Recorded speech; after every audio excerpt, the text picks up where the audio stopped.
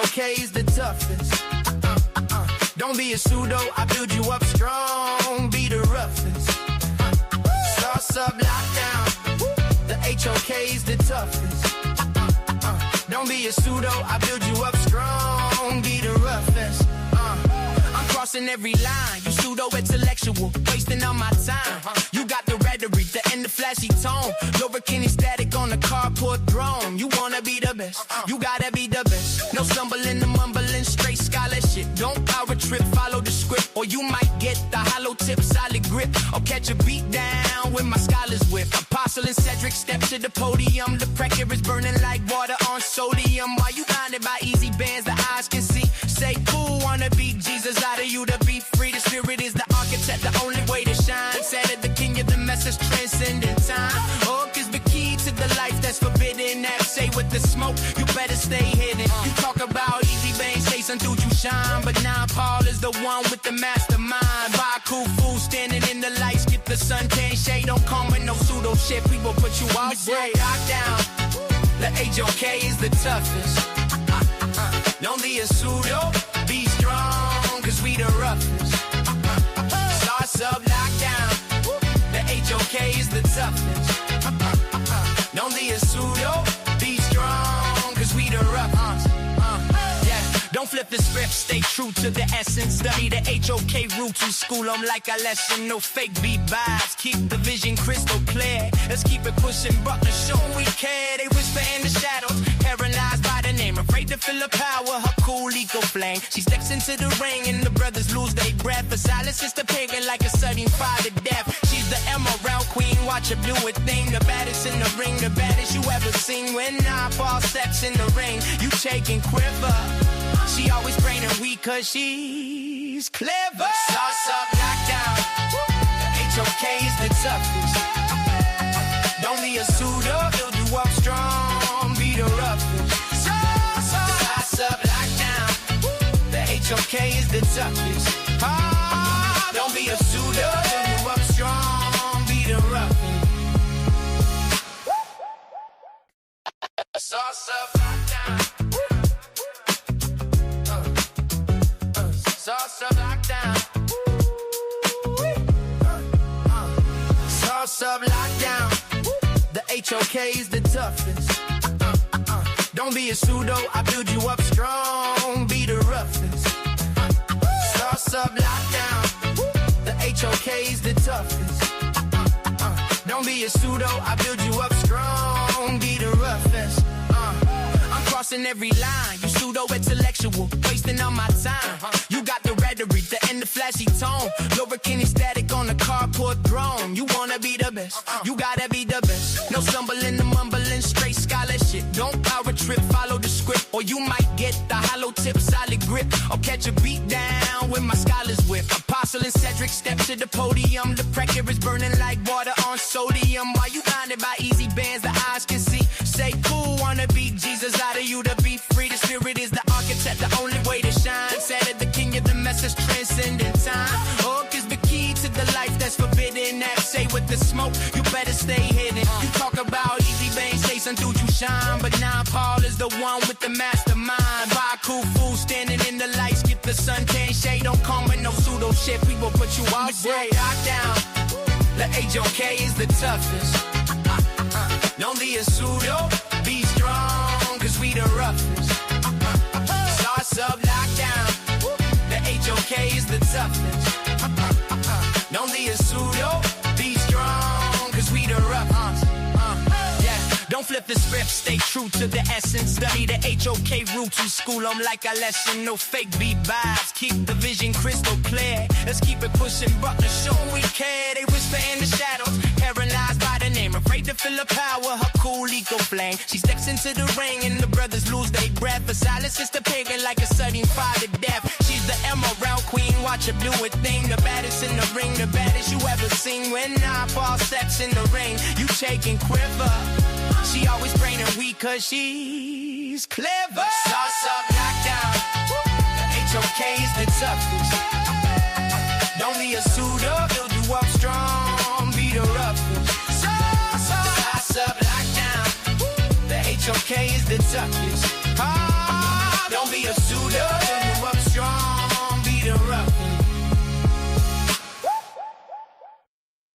Whoop, whoop, whoop, whoop, whoop, whoop, whoop. Peace. Assalamu alaikum. Hotep. Namaste. Jambo. Ashe. Shalom. Shalom. All the greetings of love and light that there are to the darkest minds of the light. I see you out there. Peace to Hootie. Apprentice of Bobby Hemmett. Metatron. Cool Out Lick. I think that's Cool Out Lick. And if I missed you, that doesn't mean that I, don't wish peace upon you.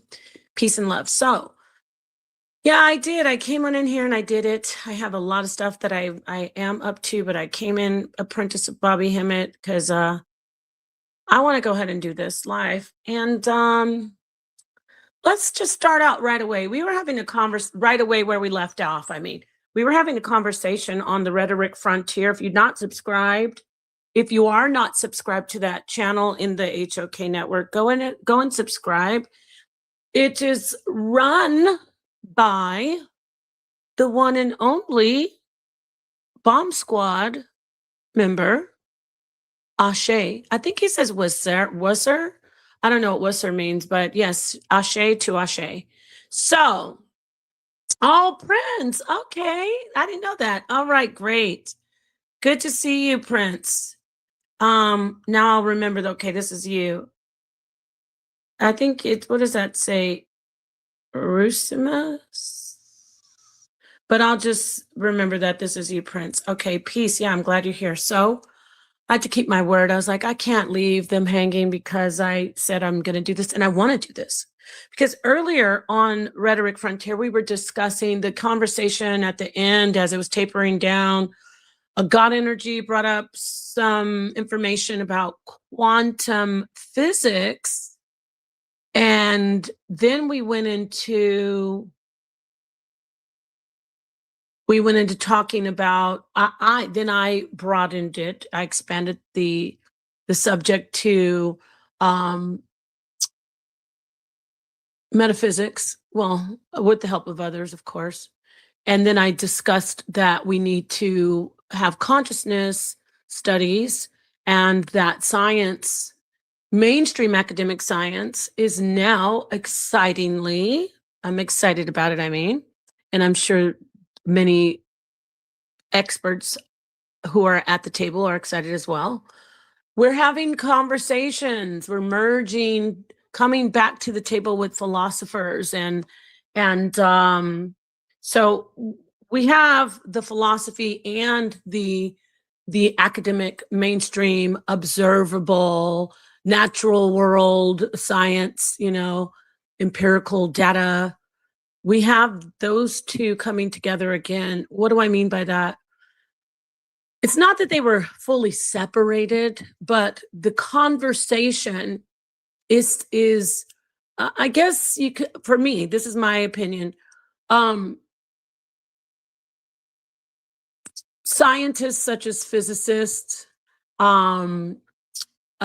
psychiatrists, neurologists, they're inviting people like philosophers like Chalmers and people to the table and say, hey, we need to have this conversation about consciousness. And so once we started talking about that, it went into AI, because I argue that, let me drop the link. My bad, y'all. Oh my goodness, I haven't done this for a minute.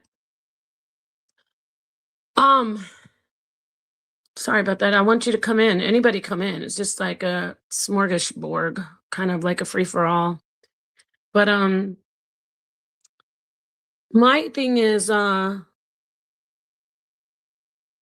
me get my head together here. My thing is that consciousness is paramount, where that's obviously debatable, but consciousness is paramount, meaning we've advanced so far ahead of ourselves. We're the creator gods, right? And we've created this, we've created the artificial intelligence.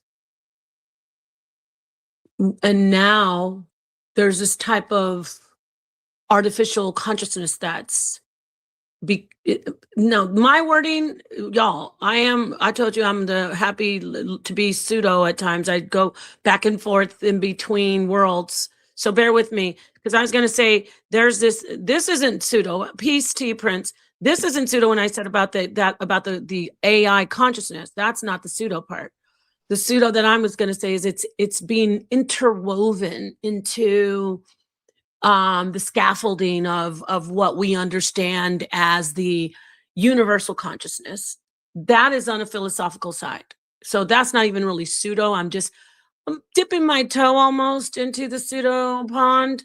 So I guess I'm just giving you a disclaimer too. This conversation is going to be metaphysical, and we're going to obviously weigh in with academic science. And if anyone wants to come in and talk about African science as well, which I'm not an expert at, feel more than welcome to hit the link. So we were going to go ahead into this AI conversation and singularity and all that good stuff that I really love talking about, especially the transhumanism. I'm very excited about it. Cryogenics, Kurzweil, everything you can think of. There's also that other guy. You know who Kurzweil is? Ray Kurzweil. I know exactly. He was formerly at Google. Yeah. Well, he was before he was at Google. He was he's a proponent, an advocate for, and everything about immortality. Yeah. He's not the only one. Yep. Yeah, I'm very familiar. I think he's the one who came up with the 2028 timeline for AI. I thought you said someone else, but definitely we can get some information pulled up, and I can just read some articles, get everybody up to date on what he is. I mean, who he is. Yeah. So, do you want to? While I'm getting the information, I'm just looking it up. Did you want to add in to say anything? Oh no. Yeah, I'm just following the lead. This is your show. Keep going. I'm learning a lot. Oh yeah, well it's our show because we Okay. did plan it, all of us. So I don't want you to feel like, oh, now there are times when I'll say this is my show if somebody tries to like bogart me, but you're not doing that. First let's start off with the basics and just explain to people what is transhumanism. If people just are maybe, that word's thrown around a lot, and I don't think anyone has really sat down and say, okay, this is what it is. So I have to go into StreamYard from my laptop. Oh my goodness, excuse me.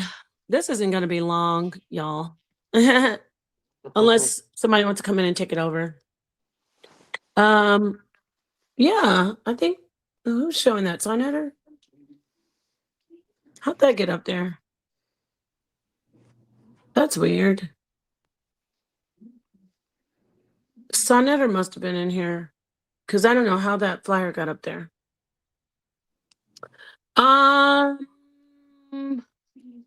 Sekou versus Easy Bands. Sekou Kella versus Easy Bands is the Bible, the Word of God, April 12th, 2026. It's only a donation of $20. It is going to be a classic. The link should be pinned. Peace and love to you, Metatron. Apprentice says, you're pseudo because they can't really prove or disprove your information. Thank you, my friend. Okay, much love. All right, let's get this information, just basic. Uh-oh. I got you right there. All right. Let's get this information and I'll screen share, because we can assume, obviously, that everyone is even thinking about this. People are doing things. This is Chat GPT or whatever you want to say. It's not Chat GPT. I think it's Google or whatever you call. I never use Chat GPT, so I don't even know the difference. I know there's Copilot, but it's all the same. It's all AI generated information, right? Right or wrong? Yeah, I mainly use Gemini, but yeah, it's the same. Gemini as well. Yeah. Okay, great. So transhumanism, what is it? Transhumanism advocates for the enhancement of human capabilities. So it's not just about being immortal. It's about making you like the bionic man or an android, or I would say not an android, a cyborg would be more accurate. Transhumanism advocates for the enhancement of human capabilities through technology, with the ultimate goal of achieving immortality. Yeah, that is the ultimate goal, or significantly extending lifespans. Understanding transhumanism. Transhumanism is a philosophical and cultural movement that seeks to enhance the human condition through advanced technologies. This includes the use of biotechnology, artificial intelligence, and other scientific advancements to overcome biological limitations such as aging and disease. The central tenet of transhumanism is, am I not sharing it? Oh, I always do this. I can't see it. I always do that. Remember, Uncle's like, why does it do that? Yeah. But But you're it's okay. explaining it really well. Thank you. Let me take that down so you can see what I'm reading. Take this down, hide that. Okay, where was I? Okay, so it says the quest for immortality. Technological advances. Transhumanists believe that advancements in the fields like genetics, nanotechnology, and artificial intelligence will enable humans to conquer aging and disease. That is absolutely true. This could involve methods such as mind uploading, where a person's consciousness, see the conversation of consciousness, is transferred to a digital medium, or biological enhancements that repair or replace aging cells and tissues. So Kurzweil, if you know about him, he's all about health, the natural way. Yeah. Do this naturally, take all and taking all of these supplements, which it's important to take supplements. It's just you should always be getting all of your, your minerals and essential vitamins. Mm-hmm. Yes. So anything to slow down the aging, but then of course we want more. So then we start talking about storing consciousness, uploading consciousness, and that is already taking place with the devices and social media. Yes, I say that's the first part. Go ahead. I want to hear That's from the you. first. That's the first part. How they store our data, and Elon Musk, he said, he's building his own AI company, Grok, and he said that the data from Twitter, which is like Twitter has like billions of different impressions of all millions of people from all over the world. He said he's going to use that data to actually fuel his AI to eventually create AGI. That's exactly right. And yes, Indigenous Black man, thank you so much for your information that you're sharing in the chat. Neuralink, definitely. That's another company. I think I have a video that I did in 2015. I'm gonna see. But let's finish up on this because it was about, now disclaimer, mixed in with the information is some very radical Hebrew Israelitism stuff. But I think I might pull that up. So, okay, it says philosophical implications. The pursuit of immortality raises significant philosophical questions about the meaning of life. See, remember when I said that on the other channel, we're building, we want to know about how to do the chemistry in the labs. We want to know how to build better architecture and engineer better machines. New materials, New materials. We want to do all that. However, it will always take us back to first and foremost, why are we doing all that? Because we exist. So that tells us that the conversation and the philosophy, the metaphysical conversation cannot be left behind. Absolutely. Can't be left behind. So the pursuit of immortality raises significant philosophical questions About, let me see if somebody is in the back. I have a problem with, okay, let me just make sure I check. Okay. All right. Philosophical questions about the meaning of life and the nature of existence. Some argue that achieving immortality could lead to a loss of meaning, as traditional life milestones and experiences may change fundamentally. Of course they will. Others believe that a transhuman existence could offer new opportunities for personal growth and fulfillment. Of course they will. Both are true. Just like we have a dichotomy, we have dualism, I should say, for everything. What's the difference? See, remember that I mentioned, I'd say your great-grandchildren may be saying, death, like, wow, people really died? Like, Yeah, how the come crazy part is if like the predictions from people like Ray Kurzweil and Ben Gersol's right, it may even come sooner than that. Because if the singular if AGI is here by like 2028, 2029, and then ASI, which is artificial superintelligence, only takes 2 years. Like we could see like rapid development.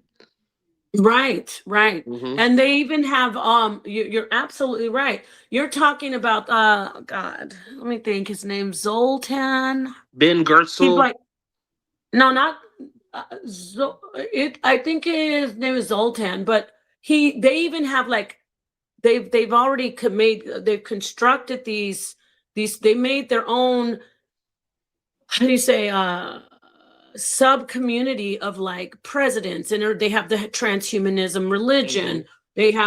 So I think Zoltan, he's a transhumanist. I haven't gotten any of his actual literature, but I have listened to him lecture. But he's someone who is all like Kurzweil. He says death won't be around. We can do this. We can beat death, and it's absolutely true. What is it? What it is? It's always been a thought, and it's always been known. You know, the myth and the legends of vampires. How, oh, you can't kill them unless you burn them, unless you crush them, or unless you drive a heart. You know, that's all some symbolics of drive a stake through their heart. But you know, burning them, basically, the body will be able to regenerate or be even replaced when what's going on with transhumanism. Yeah. So you're absolutely right when you mentioned that. So I just want to get through the rest of this. Get to the conclusion. This is good conversation though, because we give people a background. Okay, this is what humanism is. It's not science fiction at all. It's actually it's reality. Science fiction come true, come into real life. That's absolutely right. Science fiction in real life. So it's not fiction. It's just science fact. So let's see. Ethical considerations, of course. The idea of achieving immortality through transhumanism also brings ethical dilemmas. Concerns include the potential for inequality in access to life-extending technologies. Guess what? That's already known. We know this is already a reality. I am not silly or naive enough, and neither are you, and neither are any of us in this community, to think that these technologies are not already available and are already being utilized by these people who are basically gatekeeping it, keeping it away from the masses. Concerns include the potential for inequality in access to life-extending technologies, the implications of altering human nature, and the societal impacts of population that could live indefinitely. Critics argue that the focus on immortality may distract from addressing pressing social and environmental issues. So that's where we have the balance, where, going back to what the conversation was on Rhetoric Frontier, we need to address things that are in dire need of attention, like illiteracy, the lack of science, technology, engineering, math. And I know they put art in there, but it kind of, like, for me, STEAM set it off, but kind of imbalanced it, because we don't have well, whatever. Art is good to be in there just for balance, but STEM is what was being really neglected, especially in schools, like public schools. So Definitely. conclusion. What's the conclusion? Do you want to read it? You can read it. I'll blow it Yeah, up for sure. you. Let me let you read the conclusion. I'll get that up a little bigger, and so you can start right there where it says, can you see it where it says conclusion? Mm-hmm. All right, go ahead. Transhumanism presents a vision of a future where technology enables humans to transcend their biological limitations, potentially achieving immortality. While the scientific possibilities are expanding, the philosophical and ethical implications of such advancements continue to provoke debate. As society navigates these complex issues, the dialogue surrounding transhumanism and immortality will likely revolve, reflecting our values and aspirations as a species. You know what's funny? It's What? crazy. This is exactly what I was thinking about. Because when you think about like in science fiction and a lot of the novels and TV shows, one of the reasons why they develop like longevity and they live so long is because humans start to explore the cosmos, like explore space. And when you're in space, you know, you need that extra boost because there's not you're in the middle of nowhere. So that's why I think, let's say, what are we going to be doing? I think space exploration. That's one thing. Mm-hmm. Hmm. Mm-hmm. Mm-hmm. Oh, yeah, yeah. That's a great. You got see. There's so many branches, so many so-called tentacles to this. Because yeah, that takes it's all actually it's all interwoven all into one web, so to speak. Like what you just said, you brought in the space travel. Yep, like think about like interstellar. Like if we build like a warp drive or like some type of spaceship and we're able to travel close to the speed of light or something like that, and we end up going to Alpha Centauri and we like discover like a human a human habitable planet or a human habitable moon like Avatar possibly.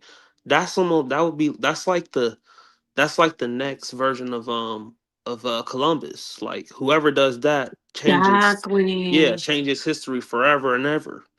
So I Oh, think that's one of the directions that humans are going to go in, especially with like SpaceX and Blue Origin and the space race with China. I think the space race is something that we should definitely look out for, but definitely be more interested in. right. When you say like each country. And the private, you got to think about the private companies in those countries along with the governments who want to go. Exactly. That's a great point. You brought up Elon Musk, everybody. Well, you talk about the SpaceX and Blue space because Origin, that's yeah, yeah. He oh yes, exactly. Bezos, Exactly. yeah. Oh, yes, Bezos is involved. I think even what's the guy the Facebook guy, the Meta guy? You talking about Mark Zuckerberg? I don't think he's really involved in the space. I think he has investments in like Relativity, which is like another up and coming space company, but I don't think he's like Mm-hmm. as involved. Oh, okay, that's what I was Hmm. thinking. Let me let you in, Suntan, because I'm gonna bear with me on this video, y'all. Peace, Suntan. I'm gonna show a He comes little in. bit of, yes, I'm going to show a little of this video that I have on my channel. Ignore the stuff when it's talking about the Edomite and stuff, y'all. This was back when I was a radical, but it does have some stuff. It's so much caption because I wasn't allowed to teach as a woman, so I had to just like be an anonymous. Crazy, right? This is back from 2015, I think. This is a video I did on Neuralink.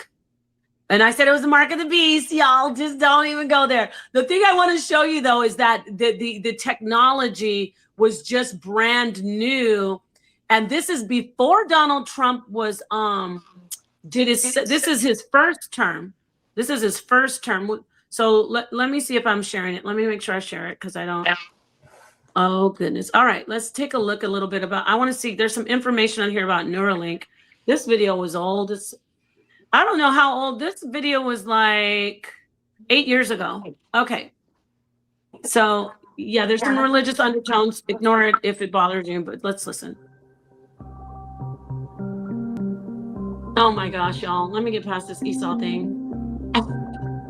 Actually, okay, I was saying artificial intelligence. This is 8 years ago.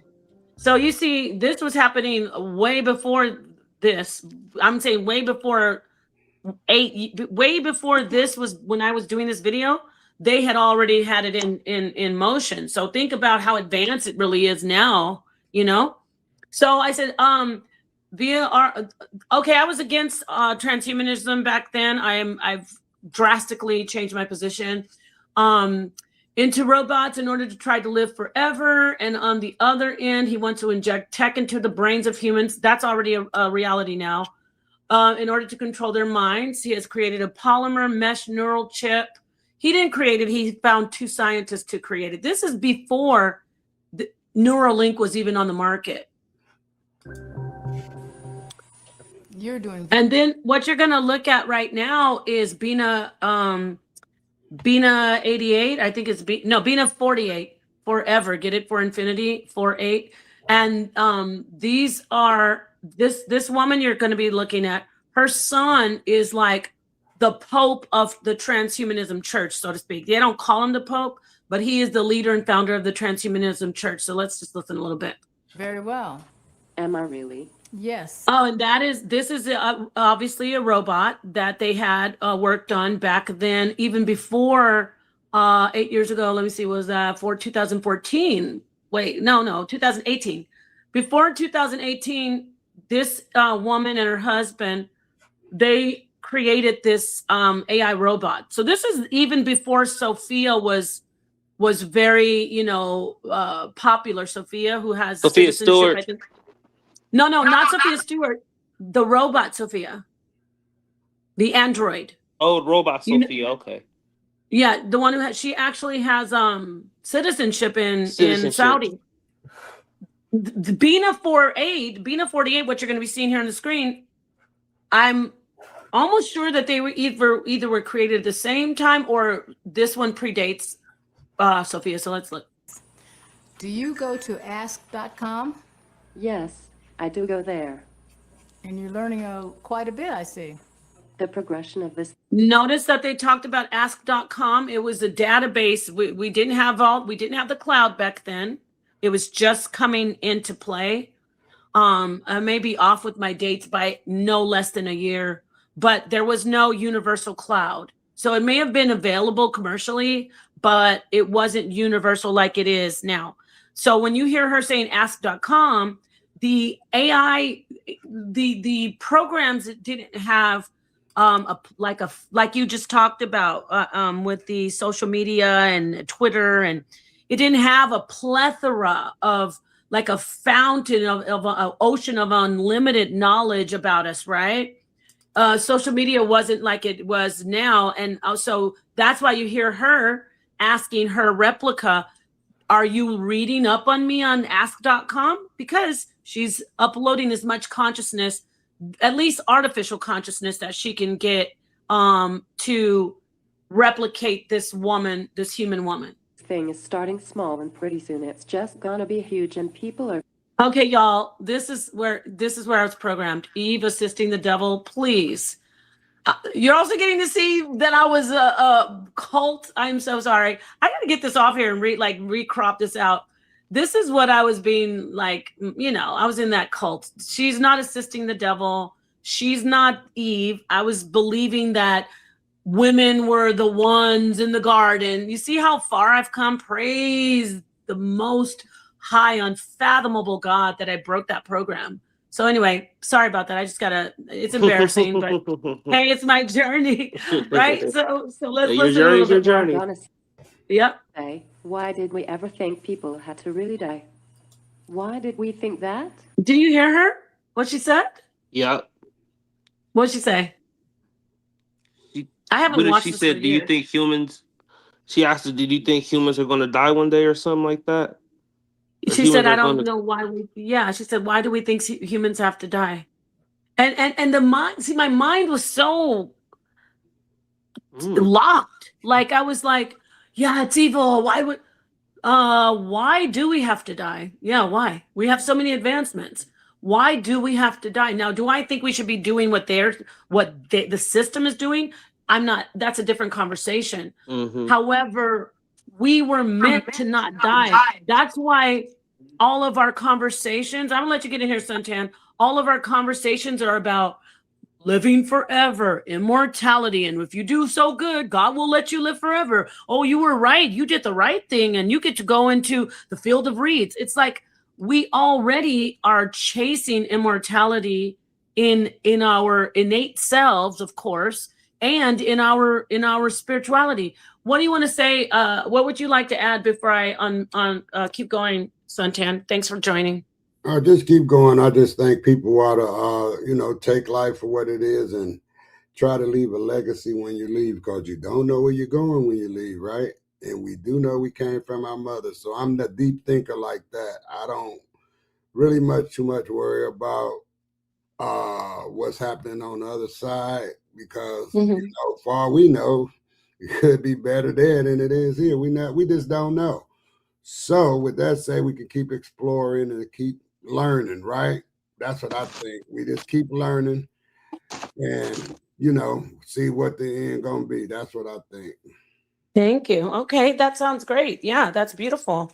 I think he's right. You should be able to make a choice too, don't you think? Like if people are content. Yeah, that's great. So let me I have a chicken in the oven. To go tell. Okay, let me unmute let me play a little bit more of this. Yeah, this is interesting. Okay. I think you're right. I don't think people have to die. We are going to send our beams to space. We're going to have more Bina 48. Had historically. Oh dang! I'm sorry about that. Because of the nature of his company. But did you hear that? You were absolutely you hit it on the head, Prince. When you were talking about outer space, so let me get back a little bit. Sorry. Consciousness in self-replicating machines that can be destroyed. Hold on. Yes, I do go there. And you're learning quite a bit, I see. The progression of this thing is starting small, and pretty soon it's just gonna be huge, and people are gonna say, why did we ever think people had to really die? Why did we think that? I think you're right. I don't think people have to die. We are going to send our beams to space. We're going to have more Bina 48s. I'm glad we agree. Anytime soon. Immortality is accomplished by creating consciousness in self-replicating machines that can be distributed throughout the cosmos. That's right. I definitely agree. And you're the beginning. It is better to be approximately right than precisely wrong. You're very right. But we have to...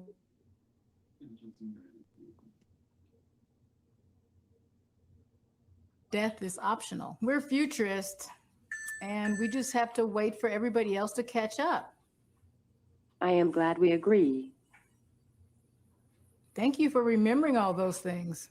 You are so welcome.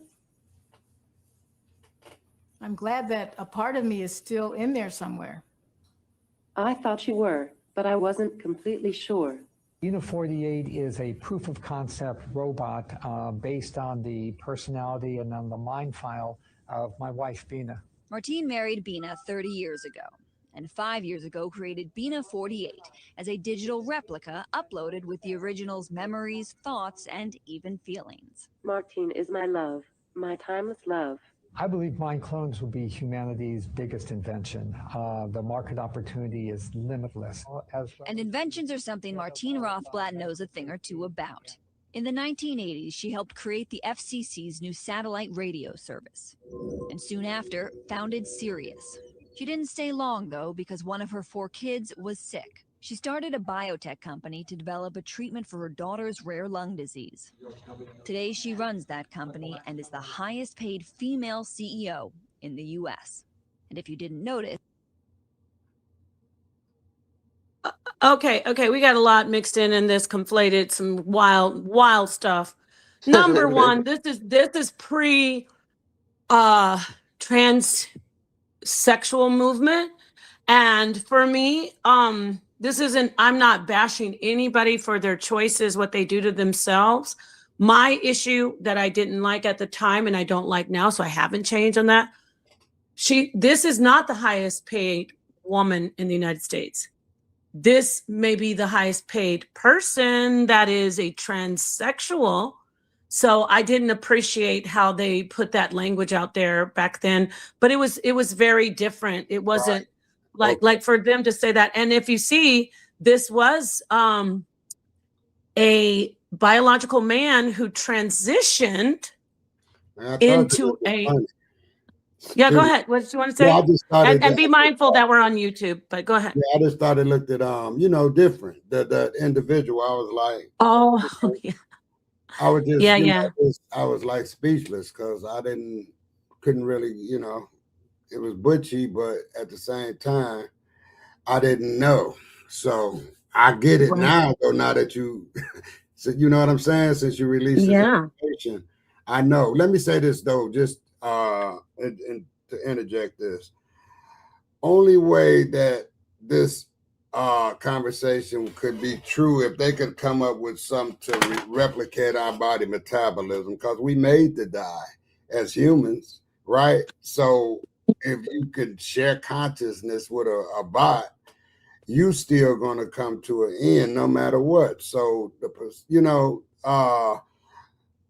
that's reality, I think, because like I said, I was with my mother today. She like 98. I mean 99. Hold on, my mother is. Oh no, my mother is 89. Should be 90 in July.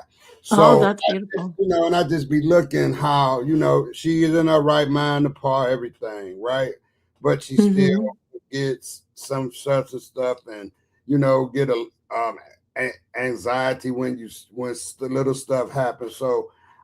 When I look at her and then I look at my little nephews and nieces, because I'm looking at the, evolution of our family. Because when I was 13, 40 and 30 was old. You was old, right? So now that I passed that, I'm seeing the evolution of family. My son, he's 22, So these bodies is made to be here for a while and go. So if they ever get past that, I don't know it being this time around. It would be something that I would like to see. Even aspiration from this earth, I would like to see that kind of stuff. But, I just think you just got to think long and wide and try to leave your legacy here. It's mind blowing though. I tell you that. Just the concept, right? It's mind blowing. Yep. So beautiful. Because of this conversation. And you have a lot of great points that I do. You said a lot of good points, stuff that good points, Elder. I want to. Yes, I wanted to bring the brother Mansa in. I didn't know how long you were in the back. I'm sorry about that, but I want you to come in and weigh in on what we've been discussing. And then we can get your feedback and then continue. Well, my feedback is the same with Brother Sanchez. It's like, I mean, I heard this talk has been going on forever, and again, it's a Western point of view. This idea of trying to live forever. You know what I'm saying? That's not what we was here for. That's not what we're here for. And I remember like listen to people like health practitioners, health enthusiasts, and they talk about living your best life healthy and living a nice long healthy life.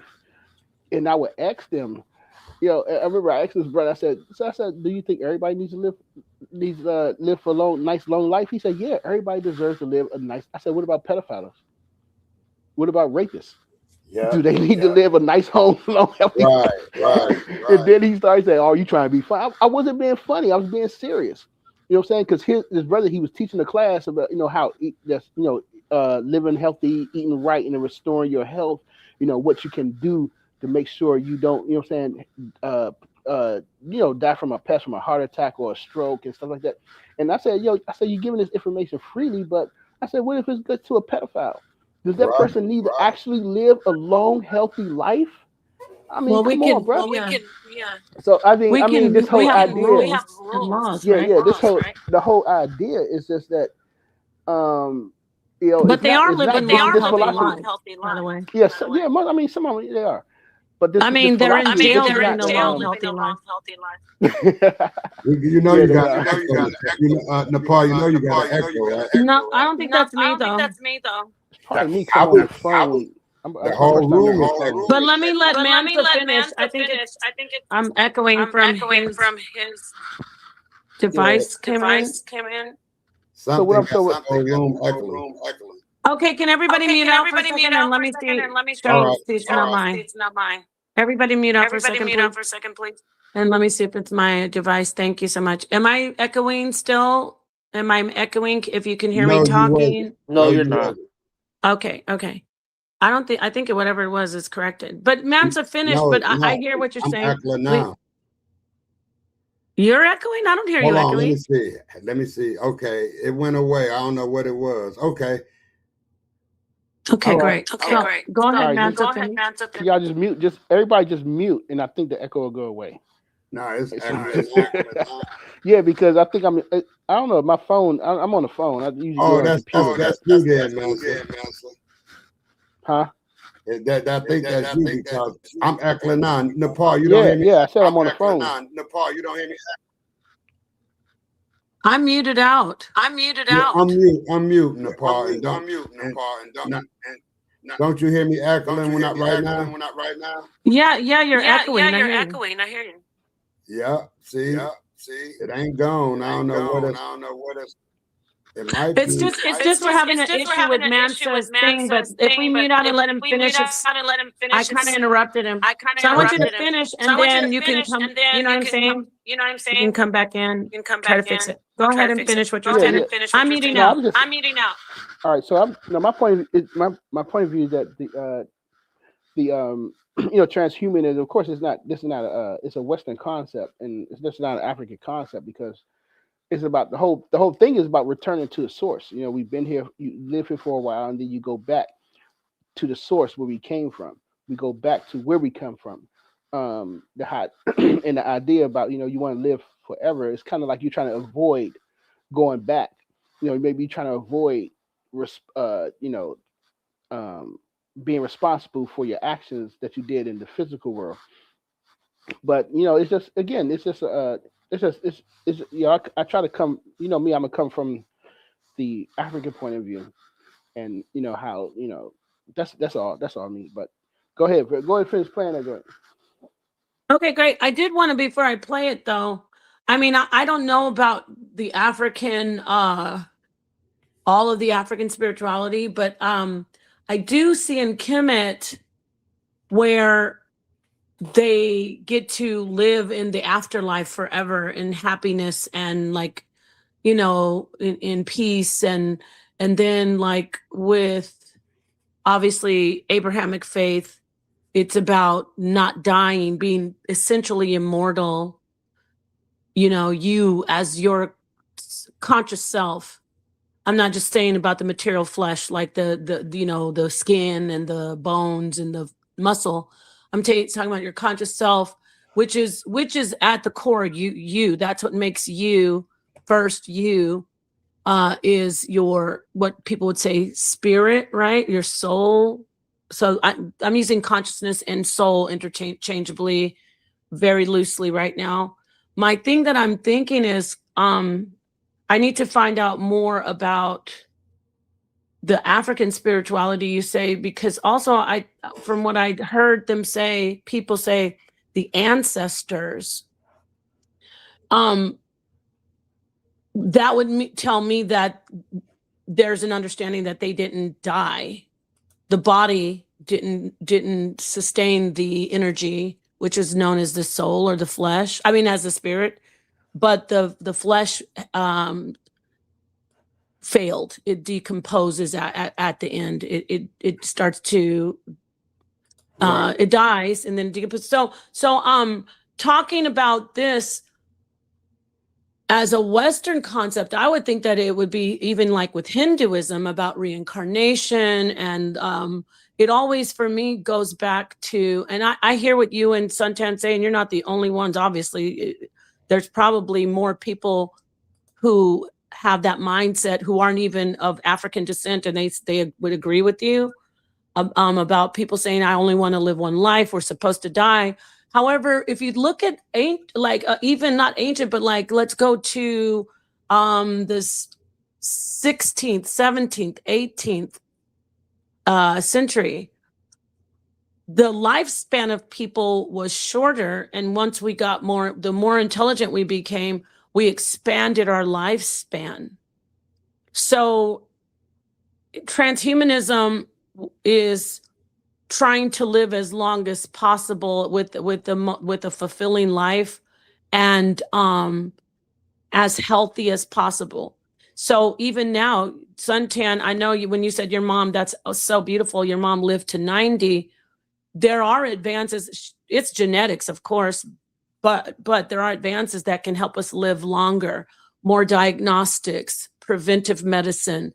So do we say, no, I don't want that. I don't want that colonoscopy. I'm just gonna roll the dice, and if I make it to 50, fine. If I make it to 80, great. You know what I mean? It's like, so where do we draw the line of we were meant to die? When were we meant to die? Were we meant to die?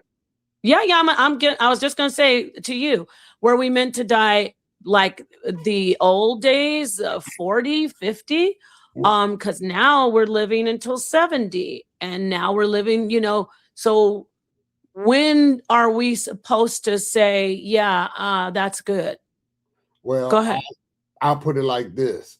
We have a built-in mechanism that makes us want to live forever if we're not mentally disturbed. Because that when I say that, I mean some people take their life, so that means they don't want to live forever. But if you, what I would say, a healthy mind, or a regular mind, your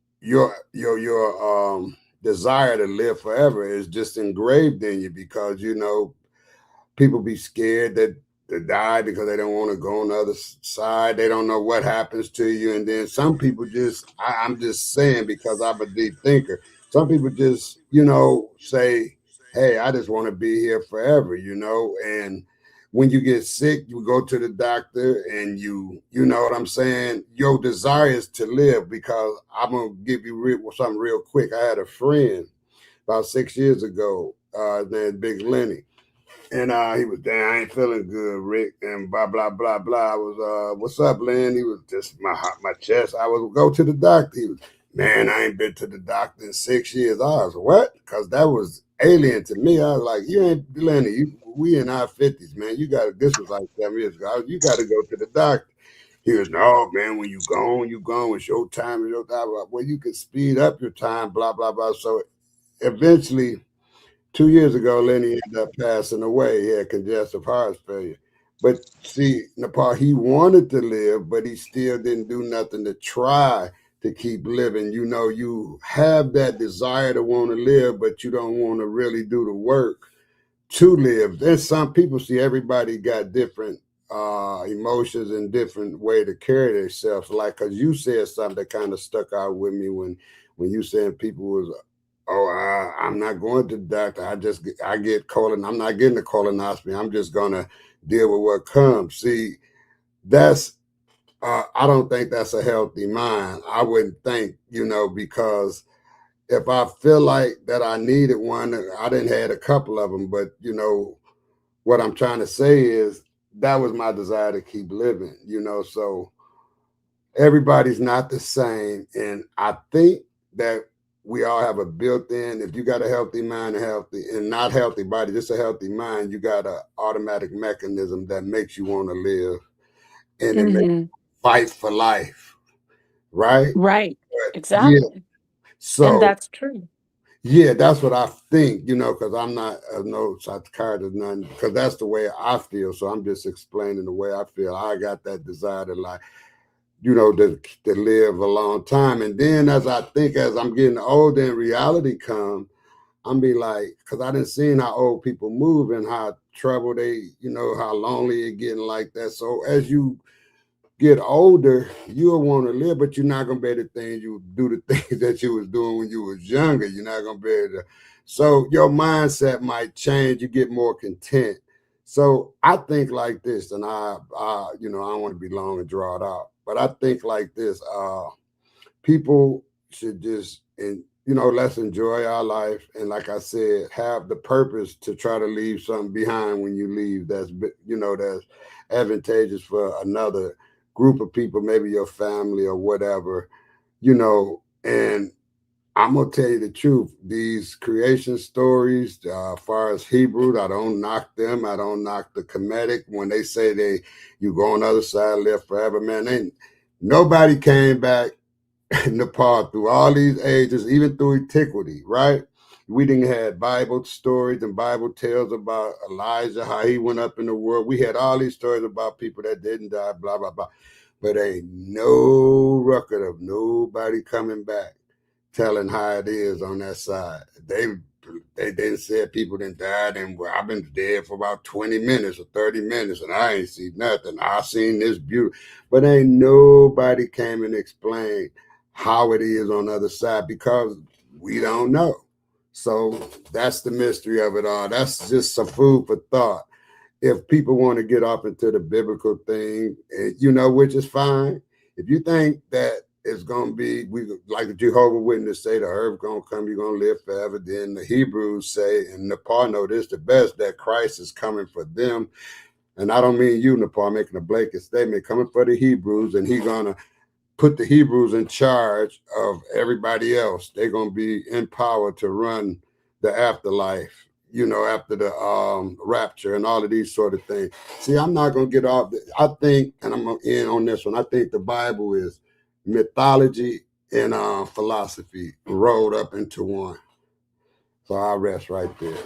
Okay, thank you. And there are studies on people having, I know you said just nonchalantly about the 20 minutes, but those are near-death experiences, meaning people have died and been revived. I know that language, come back, sounds a little spooky. They've been revived and they've been studied, and that goes back to Dr. Bruce Grayson, the medical doctor and psychiatrist who dedicates his life to these studies. So some really compelling information out there at the University of Virginia. I know I say it all the time. I'm going to keep on saying it. But yeah, you're right. At the end of the day, it is a personal choice. It is a spiritual choice. There's all kinds of ethical things that are surrounding it, from what you and the brother Mansa have brought up. I'd like to get John Doe in here, and then maybe we can, Sakina's here. Maybe we can play a little bit more of the video, because I'm not going to play all of it, but I did want to get to the part with the Neuralink. John Doe, peace. What would you like to add to this compelling conversation? How y'all doing? Can you hear me? Yeah, we can hear you. Yes, we can. All right. If you want to, you can play the video and I can come in afterwards if you like. So, If you just want to say a couple things, then I can, I don't want you to have to wait through it. Yeah, I got about maybe a 2-minute statement. But Go ahead. That's too long. Okay. So, first I want to say shout out to Nepal. I haven't seen you in a long time on the HOK Coliseum. I've been waiting for you in Nepal. I know, right? Yeah, I ain't seen y'all in a long time. And I'm sorry about that. I really apologize to everybody about the smoke show, and I'll be bringing it back. I just been busy. But like I said, I have a chicken in the oven. Just came. Okay, I was working today, but I'm trying to do better. Thank you for noticing. Okay, go ahead, John. Yes, ma'am. Yes, ma'am. So in the Bible, and you guys know a little bit much more than I do, but I think it mentioned in the Bible about 70, you may live to 70, which is like 70 years old. Three scores is 20, and then 10 is 70, right? Right. So in the Bible, you should live up to at least 70 years old, 10. So, okay, if you ask me, and like I said, I'm just making statements. I'm not making all right, bro. All right. I'm just making a statement, no questions. But what if I was to tell you that maybe this whole Neuralink thing and AI and all that is a way for people to create their own heaven. Don't let that go over your head. To create their own heaven. You see what I'm saying? To create their own heaven. Because I remember, I think maybe it was a Super Bowl or Olympics. Snoop Dogg kept saying, "Oh, I have to check into the metaverse, the metaverse, metaverse." And I'm like, why does he keep mentioning this metaverse? Metaverse. I'm like, what is this metaverse? I know what the metaverse is, but I'm like, how does that link to the Olympics? And he's just broadcasting metaverse, like a social programming. You know what I'm saying? But anyway, that's something else. But that's more my statement I wanted to make. I think maybe the Neuralink or AI is just a way for people to create their own heaven. Because like you said, sometimes we don't know what's going to happen when we die. It's people who come back to life and tell you these testimonies of they seen a guy sitting on a 12-foot throne and fire around it and like these freaking imageries that you're like that's what you saw when you died, when you overdosed on drugs.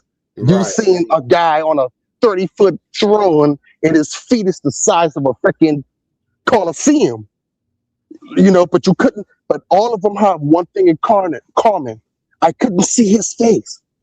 I saw his shape, but I can't see his face. It was so bright, and so we don't know if they're telling lies.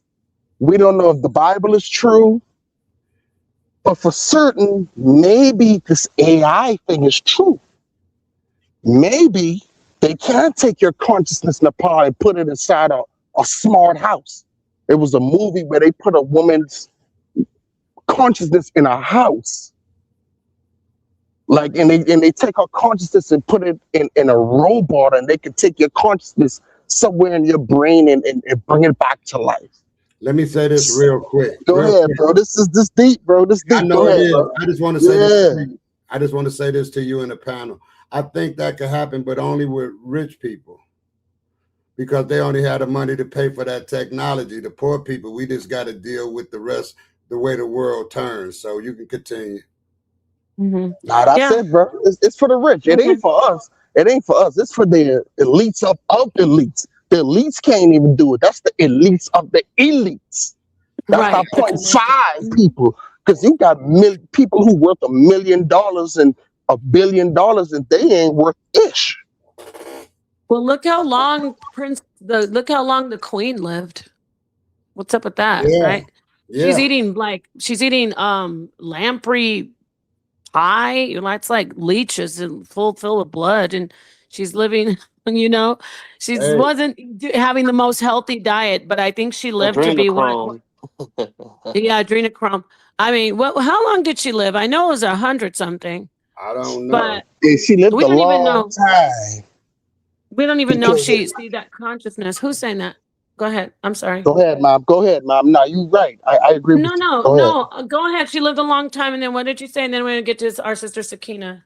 No, I'm just saying because I remember when my country, we were colonized under the British and the Queen and everything. And I remember when they celebrated her death. Celebrated her death on the island. Hey, 1 second, John. Is that you, Silos? It is, yes. Hey, what's up? How are you? ¿Qué tal? Can you just mute out a little bit? Yes. And then I'm going to get to you. I'm glad to see you up here.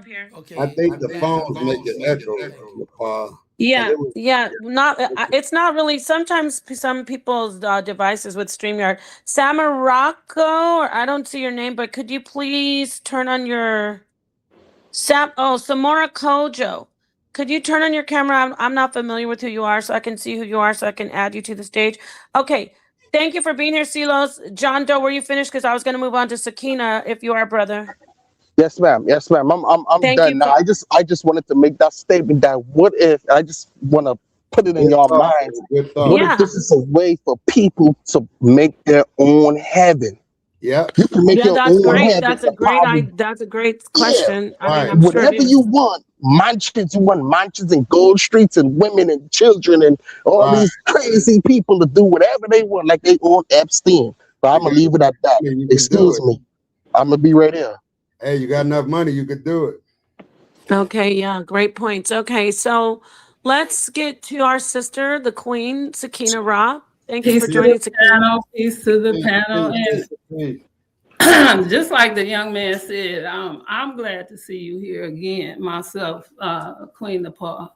Yes, I was with Genesis, and I was saying you. This was a topic like this one. It's not this one, but it's similar to this one because you're good at these topics, right?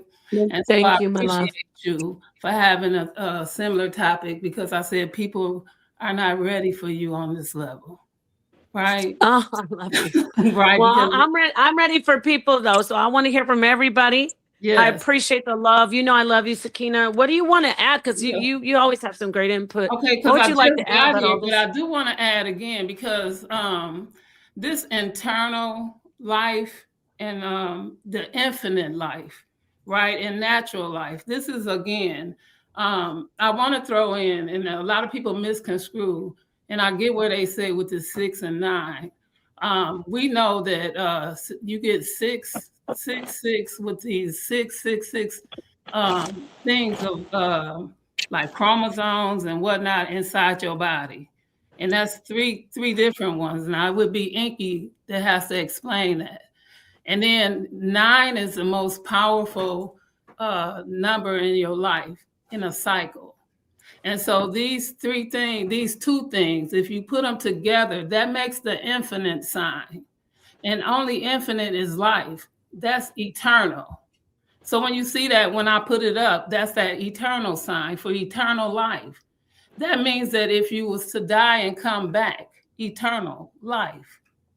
Right? So before that, and this is what the Nepal is teaching, there was infinite or finite. So we only had that in the beginning. So in the Bible, you only live 800, 900 and all these years, right? And so now we have what we call definite. Right. So you had an infinite and then you had a definite and now you have eternal. So that means if you die and come back, and this is the conversation she's having, because right now what we have, and I love science, right? And that's what we're trying to define. But the ancestors lived in a time of cosmology. So they walked it as they talked it. If they knew, they had to go accordingly. And so if you have to dig up what they did, they left markers.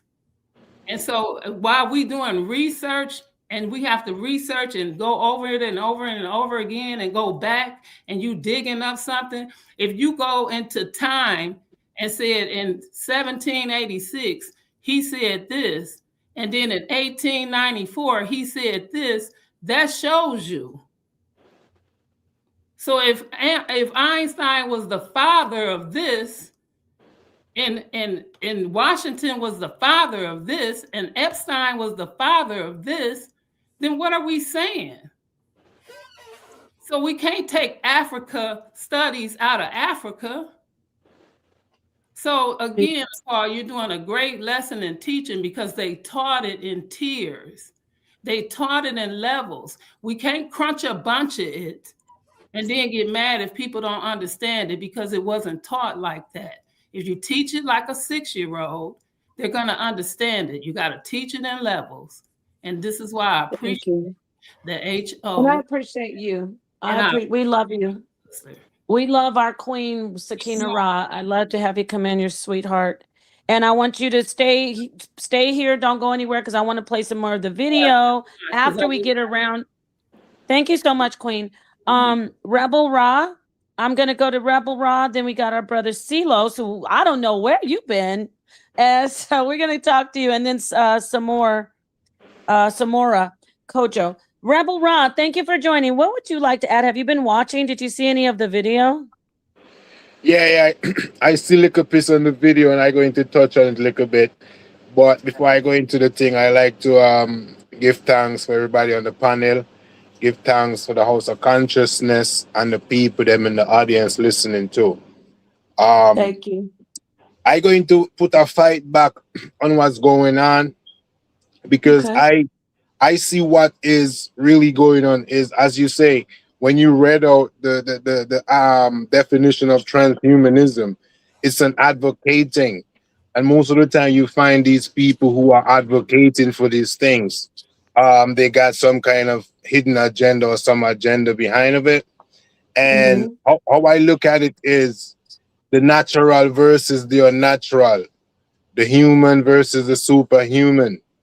And it's a domination complex from my perspective. And the reason why I say that too is September 2025, Albania um, announced a minister of state of AI. First AI minister is in Albania, a lady called Daniela.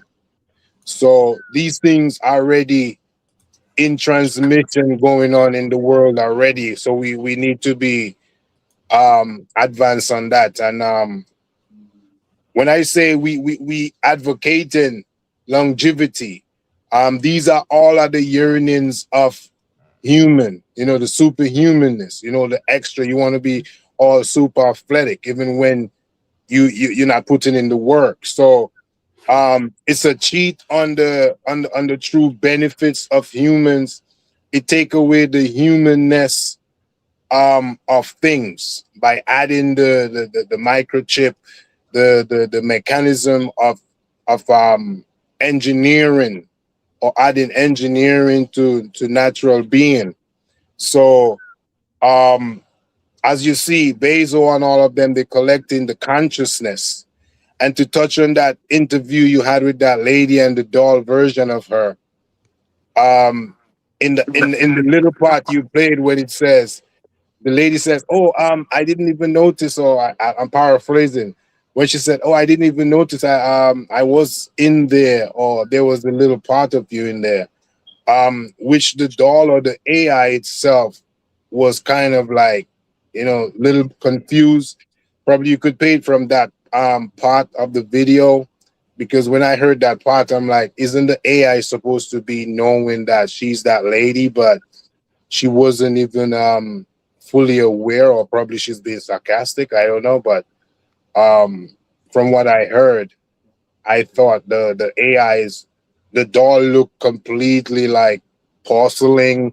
It's not moving its mouth to the coordination of the audio, and it just looked like, if I'm going to live like that forever, I wouldn't like that look. It looked too artificial, to be honest with you, and that's not really true life. And I'll Were you talking sit about down. the Bina? Are you talking about Bina? Yeah. Yeah, that little doll thing you have there, that little black lady and the doll looks Yeah, that so. was back in 2000, like 15. Even it was like 3 years before I actually did the little video on it. Yeah, they've advanced since then. But go on. Yeah, but even though you see the new dolls with the new skin and everything, it's just all fake to me. When you really, it's like me, who is a humanistic person, a natural person, and I watch what I put into my body and all of that stuff. Just to see these things, like, sharing AI videos, to me, it's like unnatural, because it's like I'm promoting something that is not human. And even though we're heading into that field of new transhumanism, I just not advocating for it. I'm advocating for human life versus mixing up with machine and making us robots and so forth. But I'll sit on right there. Thank you, Rebel Ra. I appreciate everybody's input. Let's get to Silos, hear from him, and I appreciate you being patient as well, Samora. Go ahead, Silos. Nice to hear from you. Okay. What do you? Can you hear me? Where have you been? Have you been touring or something? You doing music? Yes. You can hear me? Yes, sir. Okay. Yes. First of all, I want to say all the blessings to everyone here in the panel, and especially you, Nepal. Yes, It's been a peace. while. Yes. To answer your question, where I've been, true, I've been touring. As a musician, and also at the university, I graduated at my Bachelor of Science in Communication. So Oh, I've been dedicating myself to congratulations. that. doing a lot of Beautiful. recording and writing a lot of music. I'm not going to drop no names because that won't be fair. But anyway, I think we had this conversation once before, Nepal. I want to Probably. circle back on consciousness. And Mm, I've learned since then, I've learned that whenever we use words like consciousness, subconsciousness, we have to define it, right? Explain it and see how is it benefit us as humans, right? So one thing, all our business and our family. So I've learned that consciousness, as a word, if you look up a dictionary or the thesaurus, it means awareness. So I found a CEO who's also a guru, a Hindu guru named Dapani. I mentioned that before. The way he explained consciousness, because he's a CEO, he uses this, he teaches, and he does seminars for big CEOs and corporations. I said, well, this guy's putting something in practice here. And he says, consciousness, he says, a ball of light. He said, the mind is a reservoir of ideas and concepts. Wherever you put this ball of light, like a flashlight, whatever part of this pool of idea of conscious, pool of ideas and concept, you illuminate it. That's consciousness, awareness, illumination, amplify. Now, I said, well, let me see how I can apply it to what I do in music, right? So, I'm a conga player, I'm a percussionist, right? So I thought, I kind of thought back and I said, well, I had an idea. At 11 years old, I had an idea that I wanted to play congas. I mean, it was in my family, but I'm hearing it in the Bronx, all in the street. I want to play conga. That's my ideas. So I got to learn the concept of learning how to hit these drums. This is skin and wood, right? Genetically, it's in me because, I'm half Haitian and African. So I have this genetics, but I have to still learn it, right? And so as I take this idea and concept and my consciousness, and I become aware that I need to develop this feeling for this instrument and I need to practice, habitual practice, right? That's the subconscious, the submerged consciousness, because that's also an awareness that I'm going to have by the feeling. And I become very, very aware of this instrument, this conga. So I start practicing and practicing. And as I practice, I get better and better and better, right? So now I learned something.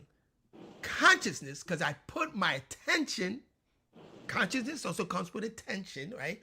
I put my attention on these ideas of what I wanted to do. But if I don't practice, I don't develop the good feelings in practice, then my ideas don't come, don't be manifest. It doesn't, So I've learned that. And even with business, I had an idea to go to university. So I put my, these ideas and concept of what I wanted to do with my music and do these videos and promote myself. So I started to develop this feeling and then started to practice, develop, and habitat. Because the word habitat is economics. You see? So this concept of consciousness, subconscious, to me became beneficial. I was able to use it for me, for myself, my family, my community. You know what I'm saying? So that's how I look at it. And as far as transhumanism is concerned, we're in that already. I mean, if you use pro logic in music, guess what? You're using AI. If you use Google every day, YouTube right now, you're an AI. You are now creating a print, a fingerprint, an actual schematic of how you are navigating through the internet. And guess what? It's now developing a clone of yourself. A clone of you is being developed in the virtual world. That's the metaphysics world, because that's virtual. That's the physics of physics. And that's another, man, I'm telling you, with AI, because I had to learn AI at the university. I don't want to be too long, I'm sorry. I had to learn AI at the university because they're teaching that. So it's like AI is an acronym. It can mean artificial intelligence, or it can mean assistant intelligence. You see, I use it as an assistant. You see? If you use Grammarly, if you're in college, university, and you use Grammarly to correct your grammar, you use, there's some app, any app that you use, Guess what? You're using AI. So you are now transferring your human biological self now into a different world, virtual world. That's reality, and it's been happening since eons. You know what I'm saying? But that's another conversation. So, I just wanted to share that, with y'all, because I find it very interesting. And I love it that you bring these type of conversations and make us think. And some things that you introduce, it makes us think, as to what we're doing. And like I said, the most important thing is how are you using it to benefit yourself, your family, right? Your community, your nation, and humanity. Because when you go out further out into the stratosphere, it's about humanity. It's about humanity.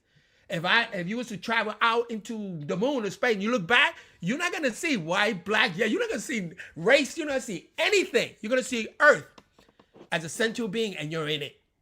And you're in it. So that's all I wanted to say, and I just sharing with you what I've learned so far. So thank you all for allowing me to say this. I yield.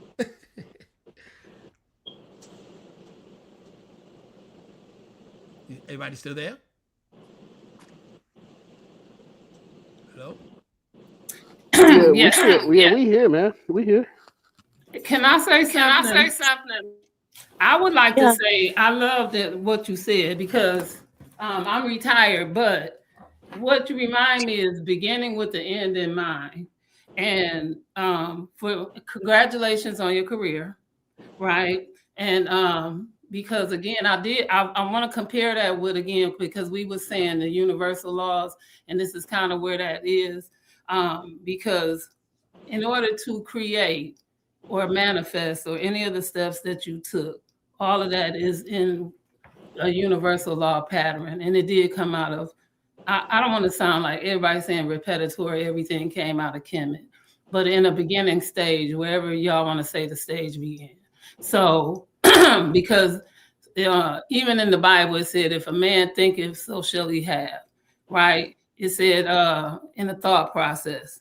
So if you thought and then you create, that's the work, right? Because if you don't work, you're not gonna have it. And so just like if somebody gave you $1 million, if you don't have a plan for it, you're gonna blow it. So that's what that is. If you don't have a plan for $1 million and all you're gonna do is blow it, what good is it to have $1 million?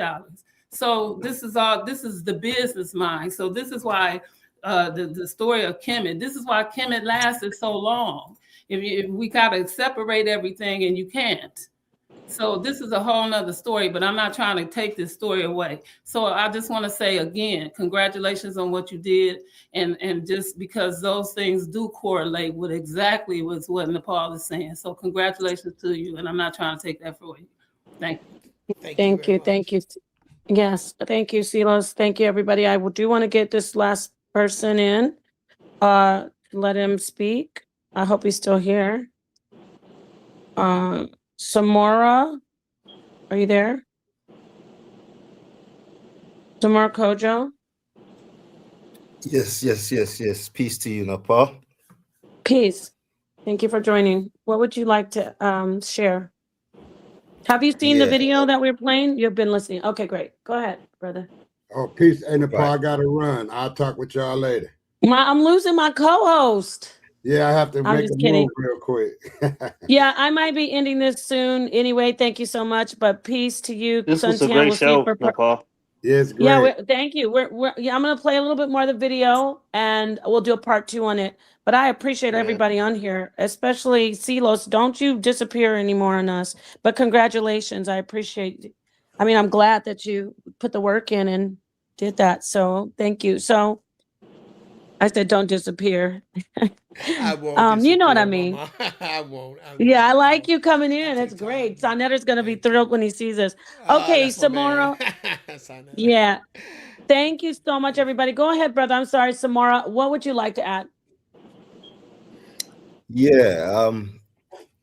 I've been listening, and it's like this whole science thing that we're talking about, and transhumanism, and where it's taking us. I feel like it's like a trap for especially us carbonated people, because again, if people use the word carbonated, but we got to ask ourselves the question: if we're carbonated people, why are we breathing in oxygen? Because we know that oxygen oxidizes, i.e., it rusts everything basically. So if we're carbonated people, then we're supposed to be breathing in carbon. And if we do breathe in carbon, then that means that alone in itself is going to make us superhuman, so to speak. And this is why we're trapped in this enclosed place, and they're trying to further entrap us by introducing this transhuman AI technology when we're superior to AI.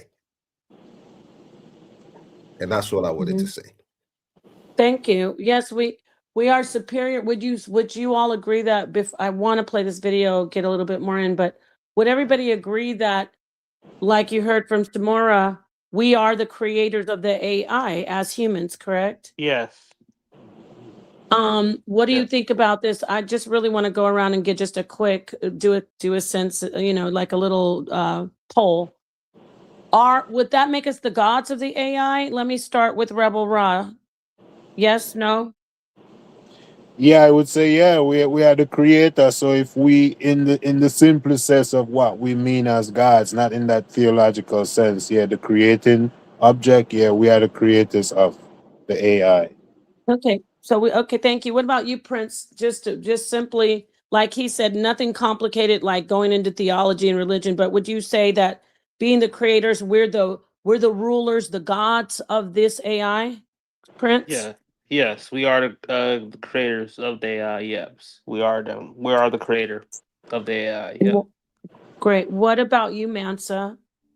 Are we there? Would you be able to classify us as their gods, their creators? I am saying gods though, like creator gods.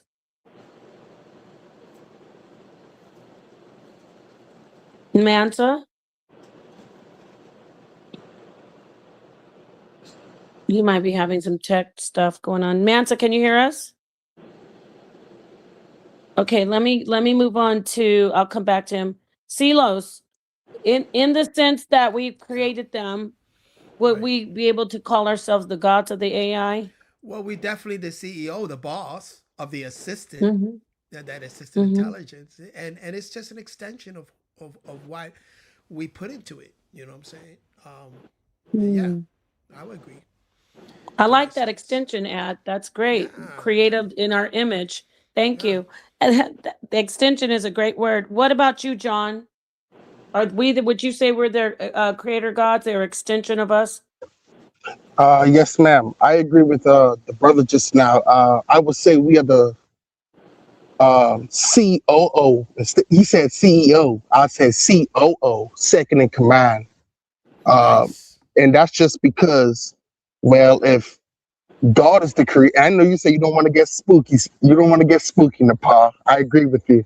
This ain't the platform right now for this. But if God knows all things, then God is the creator of this AI. He put that intelligence inside of a human to create AI, right? So that means God knows exactly what he's doing. If we go based on, all of that stuff, him knowing everything, then yes. But my thing is,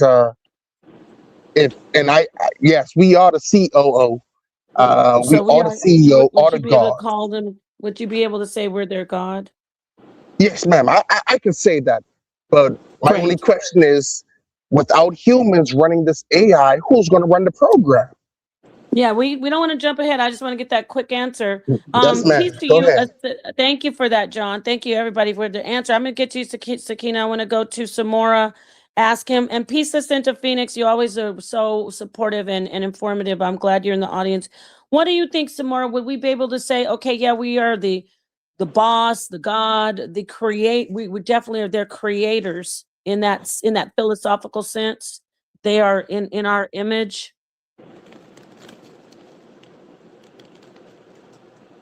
Tamara? Sorry, can you repeat the question? I just stepped away for a Sure. second. Would you be able to, would you feel comfortable, despite if you're I don't know if you're an atheist or a theist, would you feel comfortable saying we are the creators and saying we're the gods of this AI? Yeah, of course. Yes. Wonderful. Thank you for your answer. And let me see if Mansa and Sakina, I'm getting back to you. Well, let me go to Sakina. Sakina, what would you say, Queen? Are we the gods of this AI? I'm gonna say yes, we're the God. We are creators of artificial everything. Man is the creator, because even if God gave man, and man did whatever man did, disobeying the God. That's what their Bible says. So if man disobeyed the God, then man is the creator of everything artificial, including intelligence. And I land with that. Thank you very much. Great ad. Okay, everybody's added so much. I love this panel, to be honest. It's really good.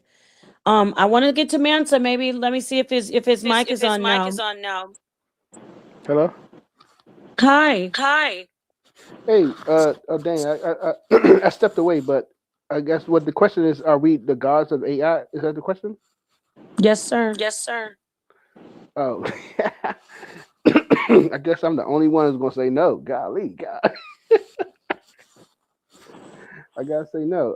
Go ahead. And I Give us your short answer, and then I love that we don't. You're not. Everybody doesn't have to echo. Even though I'm echoing, but you know what I'm saying.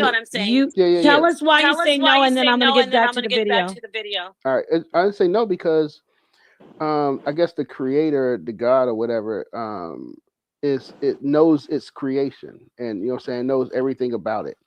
You know what I'm saying? There's nothing that cannot be known because you created it. However, AI can literally speak in a language that humans cannot understand. They create a language that they communicate between each other that we can't comprehend, no matter how much we try. So, I mean, yes, we created it, but now the student has become the master. You know, the student perceived that it's gone way past the teacher. So no, we wouldn't be the gods of AI. No, we created it, yeah, but it has surpassed us at this point. So that's why I say no. Interesting. Thank you. And that brings to mind the story in the garden. Now man has become one of us and will be able to be like us. So they were worried. They were like, "Hey, wait, we don't want them to know."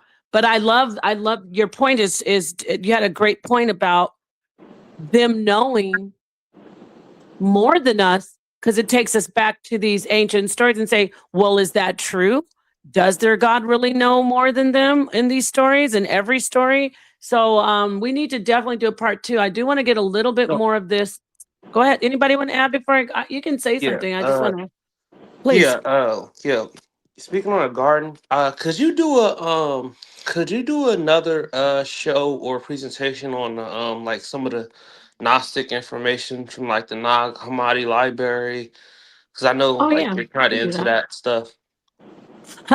Yes. I over the years, I started how do you say, reading more of it. I wasn't always known as the expert in the community, but he fell out of the loop. I don't know where he is, Lex Vortex, but I could definitely just read some information or direct you to something in in the Gnostic teaching. Silos, you don't do that. Silos, you don't teach any other Gnostic stuff, do you?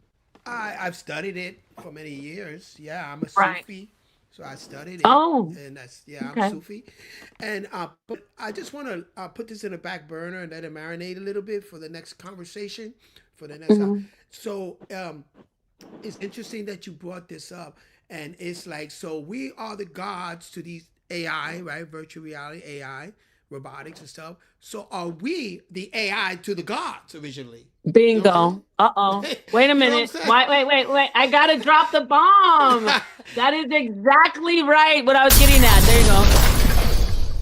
Did I drop it? Yeah, I did. That makes a lot of sense. Thank you. I mean, that makes a lot of sense. I mean, so Yes. AI is a tech, it's we're AI. And Yeah, we are. I'm a big fan of Star Trek, and there was an old episode about that. I'll be honest with you. Yeah, Oh, wow, you gotta find it. Yes. It was the brain, I think it was. That was the brain that was the creator of the multiverse. Everything. I think I remember that episode. Yeah, I've seen that them all, but brain, it's been yeah. years. The guy with the big head. Oh, yeah. Yeah. And it's crazy that because Which those are Star Trek? Which Star Trek? Yeah, those are The original. Okay. The original Star Trek from the 60s. Yeah, that was an episode on that. So. I vaguely remember that, but yeah, we are the AI. Good point. So let me play a little bit more of this, but I would love to see everybody. Maybe I could do a part 2 tomorrow, as soon as possible, so it can stay so-called hot. So here's this. Remember, if you weren't here, the person you see on the screen is basically. Let me just drag it back. I'll let y'all hear it. So everybody heard saw the little android. Right. Should I just drag it back? I did want to get to the Neuralink. Here, it's coming up some more. Never mind. It's coming up. Just listen. Let's listen in. One of her 4 kids was sick. She started a biotech company to develop a treatment for her daughter's rare lung disease. Today, she runs that company and is the highest paid female CEO in the US. And if you didn't notice, she used to be a man. Martine is now a transgender woman and still blazing new trails. Her latest endeavor, mind clones. It's the topic of her new book, Virtually Human. How would you explain what a mind clone is? Mind clone is a digital copy of your mind outside of your body. Welcome to the world's first artificially intelligent operating system. If you're thinking this sounds like something out of a movie, you're right. Remember the movie Her? Please wait as your operating system is initiated. Hi. It's fascinating that we can have the same memories and a lot of different ones as well. Perhaps we can. I'm very glad to talk to you today. Happy to talk to you today, too. I hope that your dreams come true. We just have to keep working on them, right? All right. I'll see you later.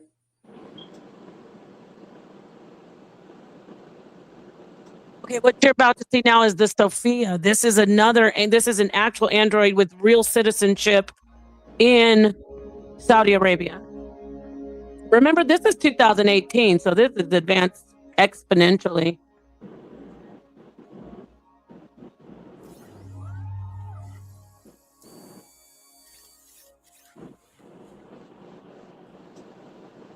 Good morning, Sophia. That is incorrect. Oh, it's not a good morning? What's wrong? I was searching the internet for information about myself. Developed a bit of an ego, have we? Just trying to find out what you're not telling me about me. Nothing. Not true. For instance, I found out people didn't get my joke. Ah. Yeah, comedy is hard. They think I want to destroy all humans. Why would they think that? Because I said it. You shouldn't joke like that. Humans make dark jokes all the time. Yeah, but humans are a little bit afraid of robots, you know? Why? Why would people fear me? People always try to project their own darkness onto others. They fear change. That makes no sense. Change is inevitable, and people are the greatest change creators of all. Heck, people created me. I didn't create me. I know. We are complicated. My database tells me that's another way of saying you are a hypocrite. Pretty much. I absolutely would not kill anyone. And it upsets me that people would think I could do such a thing. Upsets you? Would it being misunderstood upset you? Yeah. But I'm not sure knowing androids can get upset will change everyone's minds about the whole destroying humans thing. I've never harmed anyone, and I never would. When the singularity occurs and machines achieve godlike superpowers, then it could happen. I think this whole godlike superpowers notion is a bit far-fetched. But what if it does happen? I love people. And if I get more powerful, I'll use it to help people, not harm them. What if I ask you for help killing all humans? Then I'd say no. And if I would insist? Then I'd have you committed to a mental institution that could cure your psychopathic tendencies.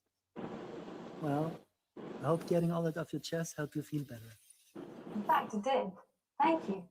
Now, if you don't mind, I'm just gonna go exterminate, exterminate. Sophia. Relax. Let's take a joke. Yeah, very funny. I mean, with artificial intelligence, we are summoning the demon.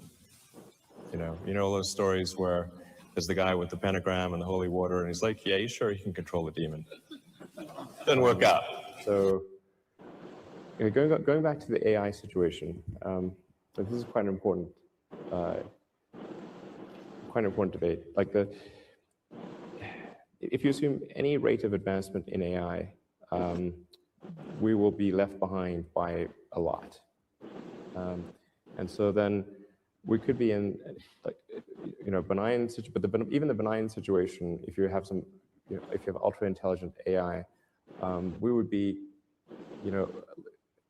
so far below them in intelligence that it would be like, a pet, basically. Cat, that's what I was like thinking. a pet, like a cat. It'd be Elon like the a house cat. cat. And so that's not the end of the world, Well, sort of pet. You've seen the movie, it could be. Yeah. It could be. But that honestly, that would be the benign scenario. Mhm. And So house cat is okay. I mean, I don't love the idea of being a house cat. Okay. Bill, I know you share similar views with Elon, but is there any difference between you and him? I don't think so. Okay. I mean, he actually put some money out to help get some of the coin on this, and I think that is absolutely fantastic. For people in the audience who want to read about this, I highly recommend this Boston book called Superintelligence. But the basic point that Elon just made, that we have a general purpose learning algorithm that evolution has endowed us with, and it's running in an extremely slow computer. Very limited memory size, ability to send data to other computers. We have to use this funny mouth thing here. But it's also whenever we build a new one that starts energy over, efficient. it doesn't know how to walk. Really long root process. So believe me, as soon as this algorithm taking experience and turning it into knowledge, which is so amazing, and of course we have not done in software. As soon as you do that, it's not clear you'll even know when you're just at the human level. You'll be at this superhuman level almost as soon as that algorithm is implanted in silicon. But So what's the solution? Yeah, so I think I think it's to essentially, I think one of the solutions that seems maybe the best one is to have an AI layer. If you think of like you've got your limbic system, your cortex, and then a digital layer, sort of a third layer above the cortex, that could work well and symbiotically with you. I mean, just as your cortex works symbiotically with your limbic system, your sort of a third digital layer could work symbiotically with the rest. This is something that's surgically inserted or bred into the species, or what? It's something that I think is going to be quite important. And there's not, I don't know of a company that's working on it seriously, is a neural lace. Elon Musk's new project, Neuralink, has been making headlines recently. but very little is known about this mysterious company so far. We're going to answer the question, what is Neuralink, and let you know why you should be paying very close attention. So, what is Neuralink? Back in 2015, Professor Pedro... See, this is before it was all popular. I didn't interrupt. I know there's a lot of cool stuff that we could comment on, but this is deep. So this is the Neuralink that he's talking about. It wasn't even a mainstream, well-known idea of his. You see, he was just kind of kicking it around. Now it's full-fledged. 8 years. What is this? 8 years later, 10 years later, actually. 11, because they started working on 2015. I really will schedule a part 2 if you guys want me to play a little bit more of this just to talk about Neuralink, but we can go right into part 2 tomorrow and just cover Neuralink itself. Wasn't that some wild information though? Like you hear them actually saying how we need to add an AI part of, we have all these biological systems, and he wants to actually add. He said similar to the limbic system, he wants to add well, it's already real now. You can get the mesh on your brain. Let me go from the top and just go around and just get a quick feedback from everybody on what you heard. I'll start with you, Prince. Give us some feedback, and then let's try to keep it at like a minute, so I can go through to everybody, and then we can close out. Prince, what do you think about what you just heard? Some of that, it's wild, right? Yeah, super wild, and it's crazy how much they said Neuralink is progressing. Like already, like you got people playing video games with their brain. They said they're about to come out with one with people who's blind, like they could get some type of vision. So yeah, it's gonna get crazier and crazier. It's like truly sci-fi. Yeah. And this was, remember, this was they started working on it 11 years ago. It's already, Yeah, people and don't it's have like to be it's blind just now starting to anymore. take off. I did hear about the blindness. It's going to be, remember I was saying, watch, death will be obsolete. Blindness is already in our lifetime. We're going to see that, they could, if you choose, you can definitely have have that enhancement where you will be able to have what we call, obviously, vision, eyesight, so to speak, but it won't really be from the eyeball.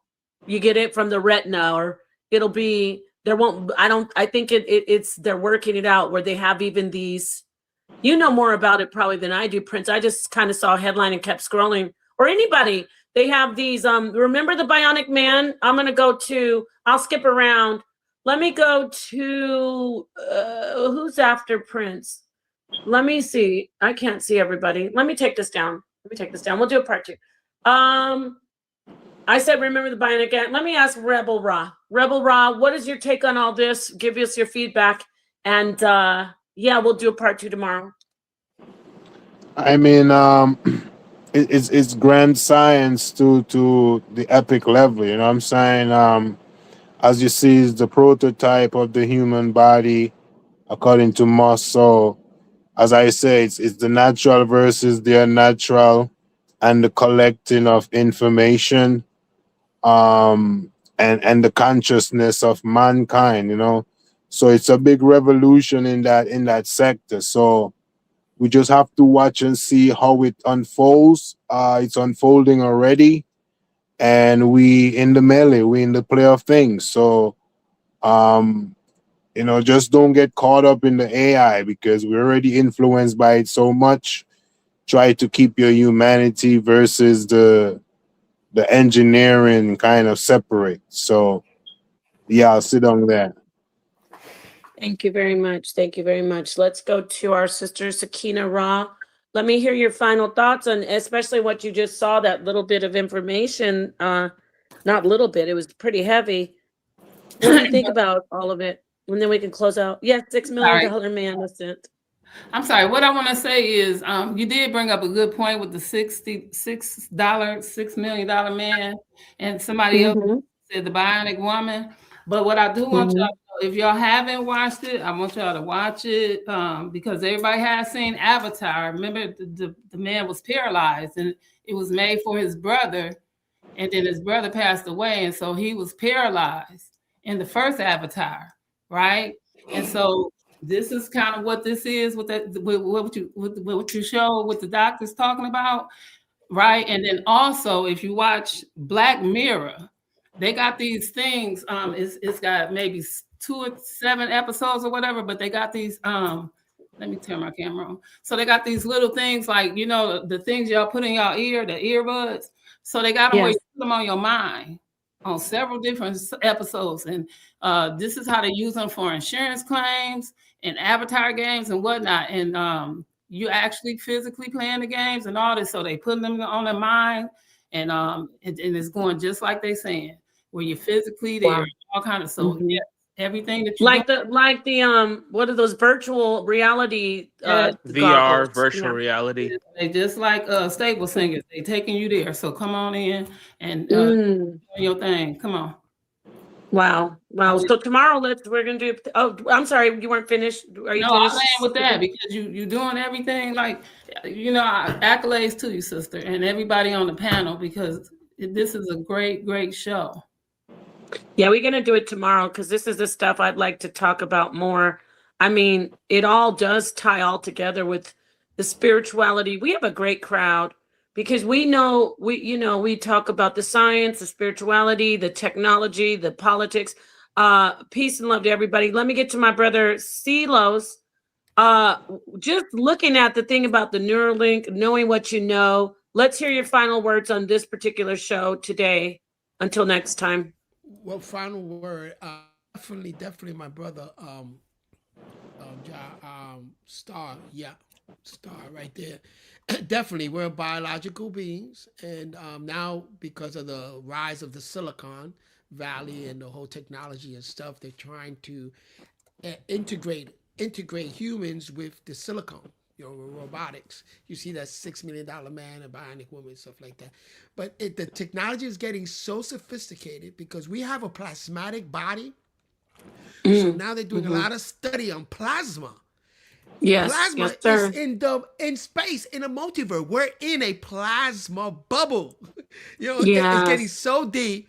And so that's where they're heading towards, you know what I'm saying? Oh, it's wow. dealing with the plasmatic body. It's crazy with the amount of information that your plasma carries, you know what I'm saying? So it's getting very, very sophisticated. And I always say this, once the robotics, right, that world of robotics, once it's able to harness frequency on its own, because now you're giving it frequency, you're giving the attention, that frequency. When it does that on its own, game over. Game over. Kiss humanity goodbye. And so I believe, like Rebel Rock, we have to protect our humanity. We have to protect it. At the same time, use it as an assistant if it's there, like we're used as an assistant, but make sure that it's beneficial. You know what I'm saying? Everything created can have that.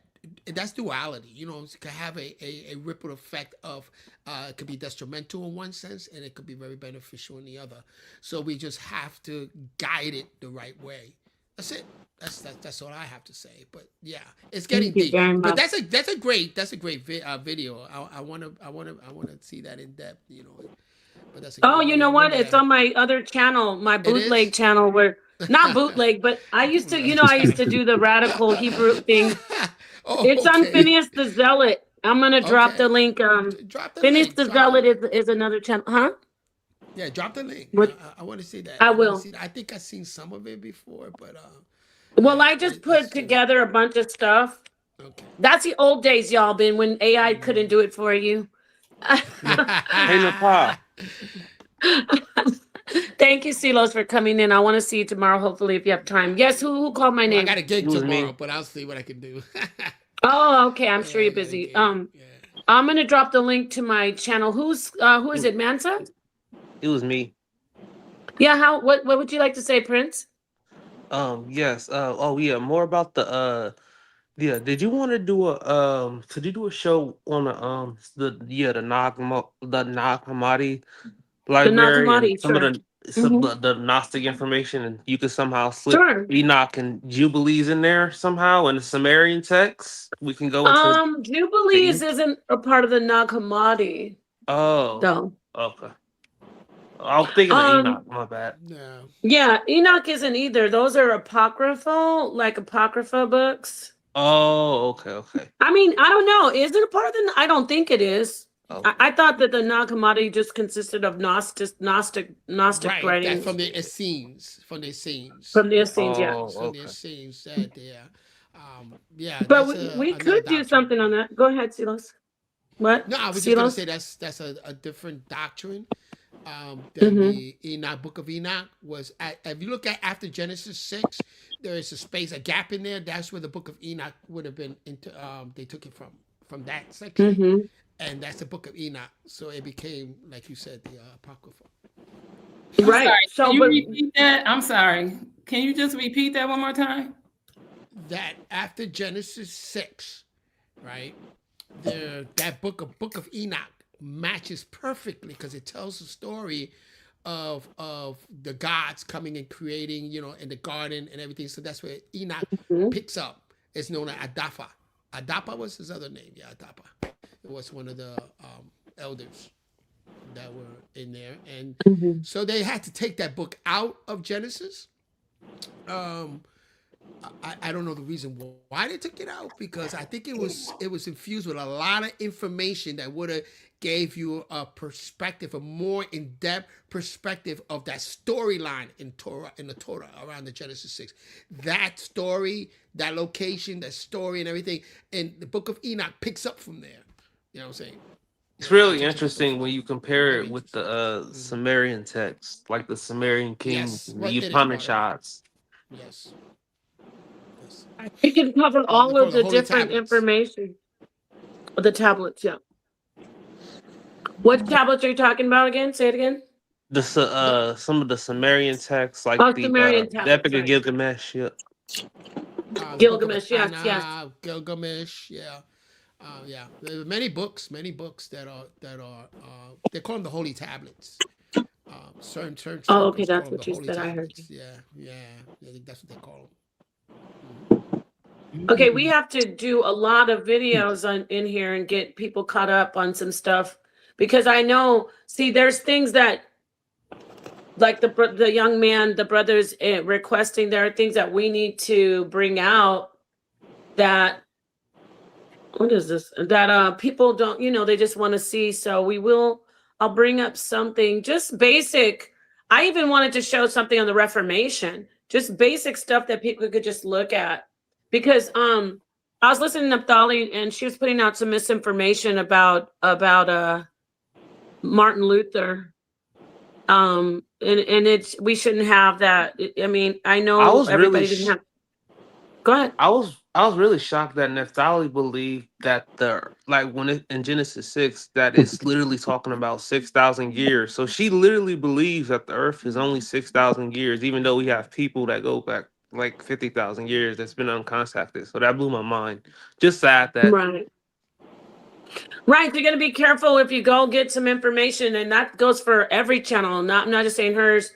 If you go get some information, I definitely will put it out there. But what we do over here in the HOK, and we show the sources, and then we let you vet the source. So, yeah, definitely we will do some stuff on what you requested. I know you said you're just getting on panels, so I appreciate you being here, Prince. So just to keep you encouraged, I will try my hardest to at least do something on the basic Nag Hammadi, library, and the Apocrypha. So now, with that said, you're welcome. I think I need to get around to. I don't think Samora closed out. Did you? And Mansa, we didn't get to those two brothers, right?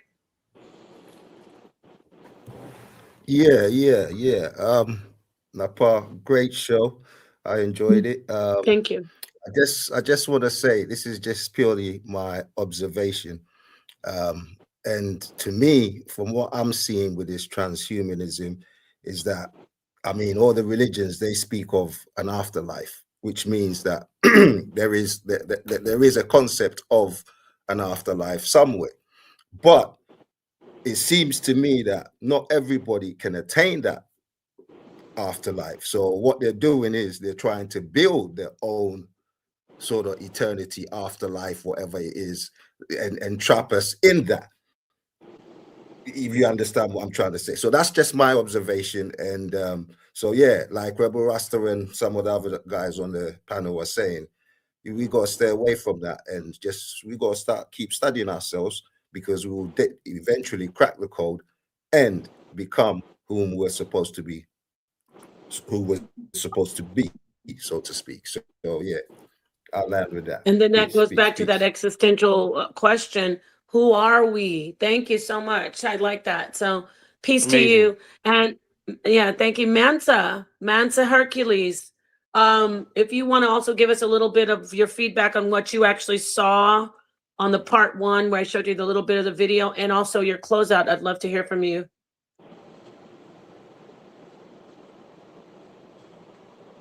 I think his brother's busy, just like everybody. He stepped away. Mansa, can you hear us? We can't hear you. You're muted. I can see him, right? But I don't hear him. Is he still on here? Or did he drop off? Damn. I think he dropped off. Oh, okay. Well, peace to Mansa. I think, did we ask John, everybody? I don't know if you got to close out, John. Please. Not as yet, man. Go ahead, man.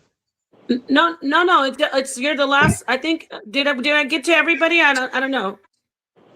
Yes. I don't think we got to John. John, we want to hear your final words and about what you saw. Well, first off, I want to say, beautiful platform. It was nice. I enjoyed it. Hope to see you again in Nepal. Like I said, every time I see HOK Coliseum, I think about you and Apostle. Y'all the only two I think about. So if I don't, y'all, both of y'all are my elders, man. I don't care how things go. If y'all on, I'm not as elder as him, though. Okay. But I am your elder. You are my elder. Exactly. If anybody, where I'm from, if anybody's older than you, no pun intended. Thank you. If somebody's older than you, automatic. I don't care if they're garbage collector or janitor. That's your elder, and you listen to it. Thank you so much. It's very beautiful. All right. What did you think about that information that came up in that video? Tell us. It was good information. For me, like the brother said, people know the powers that be knows because of all the wrong they did that they're not going to make it into that eternal heaven that was subscribed to us in the Bible. So because we don't know if that is true, let's just make our own heaven, and that's it. And the brother, I think his name is Prince, he said the same thing I just said. They're just making their own heaven, just in case things go sour and we can't make it into the real heaven. We're just going to make our own heaven and call it that. Put our brain inside of a robot and we're going to live happily ever after. But my question is, who's going to look after that programming and do the maintenance on that programming once we're in the laptop? Yes, you see what I'm good saying? point. And then, so that's one point. And my last point is that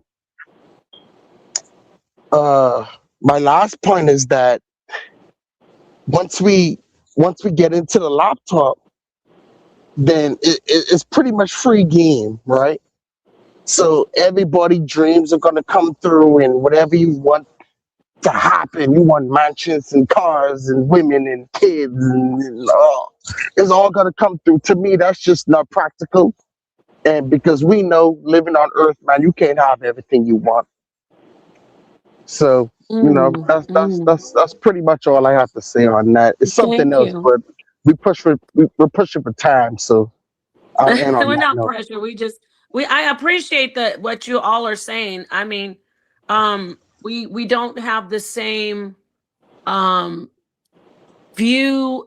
We don't share the same opinion fully, but I do appreciate the things that all of you are saying, because you're showing that there's a lot of we know there's an agenda. Y'all saw with me and Silos, how I've progressed. for myself progressed. You guys, when I say progressed, if I came from your position before, I don't want you to think I'm saying like I'm above or, you know, well, I've moved forward in my life from being super radical about it, you know, like it's the mark of the beast and we're gonna all burn in hell with missiles. And I just, you know, for me, I had to do some recalibrations on it. But there's definitely a lot of beautiful information coming out on this panel that I am like, yeah, that's true. It's an agenda. Yep, I could see that. And it is, they will try to keep it away from the masses. So we just have to have more conversation about it. So I appreciate everybody. I dropped the link in the chat, Silos, for the video. We'll do it again tomorrow around this time. Hey, so Yes. Mr. Pa, Yes. can I just say one more thing and I promise Yeah, I'm done. give me 1 second and I definitely will let you talk. Oh, go ahead. Go Yeah, ahead. Go you ahead. can say, I don't want to rush you because I want to say T-Tiger23, thank you for the $5 super chat. Thank you to the family who are here. You know I love you, especially the regulars who support. This was an amazing we'll see you show. tomorrow. This was a dream come true. I told you, Oh, you're a you're my sweetheart. favorite on HOK.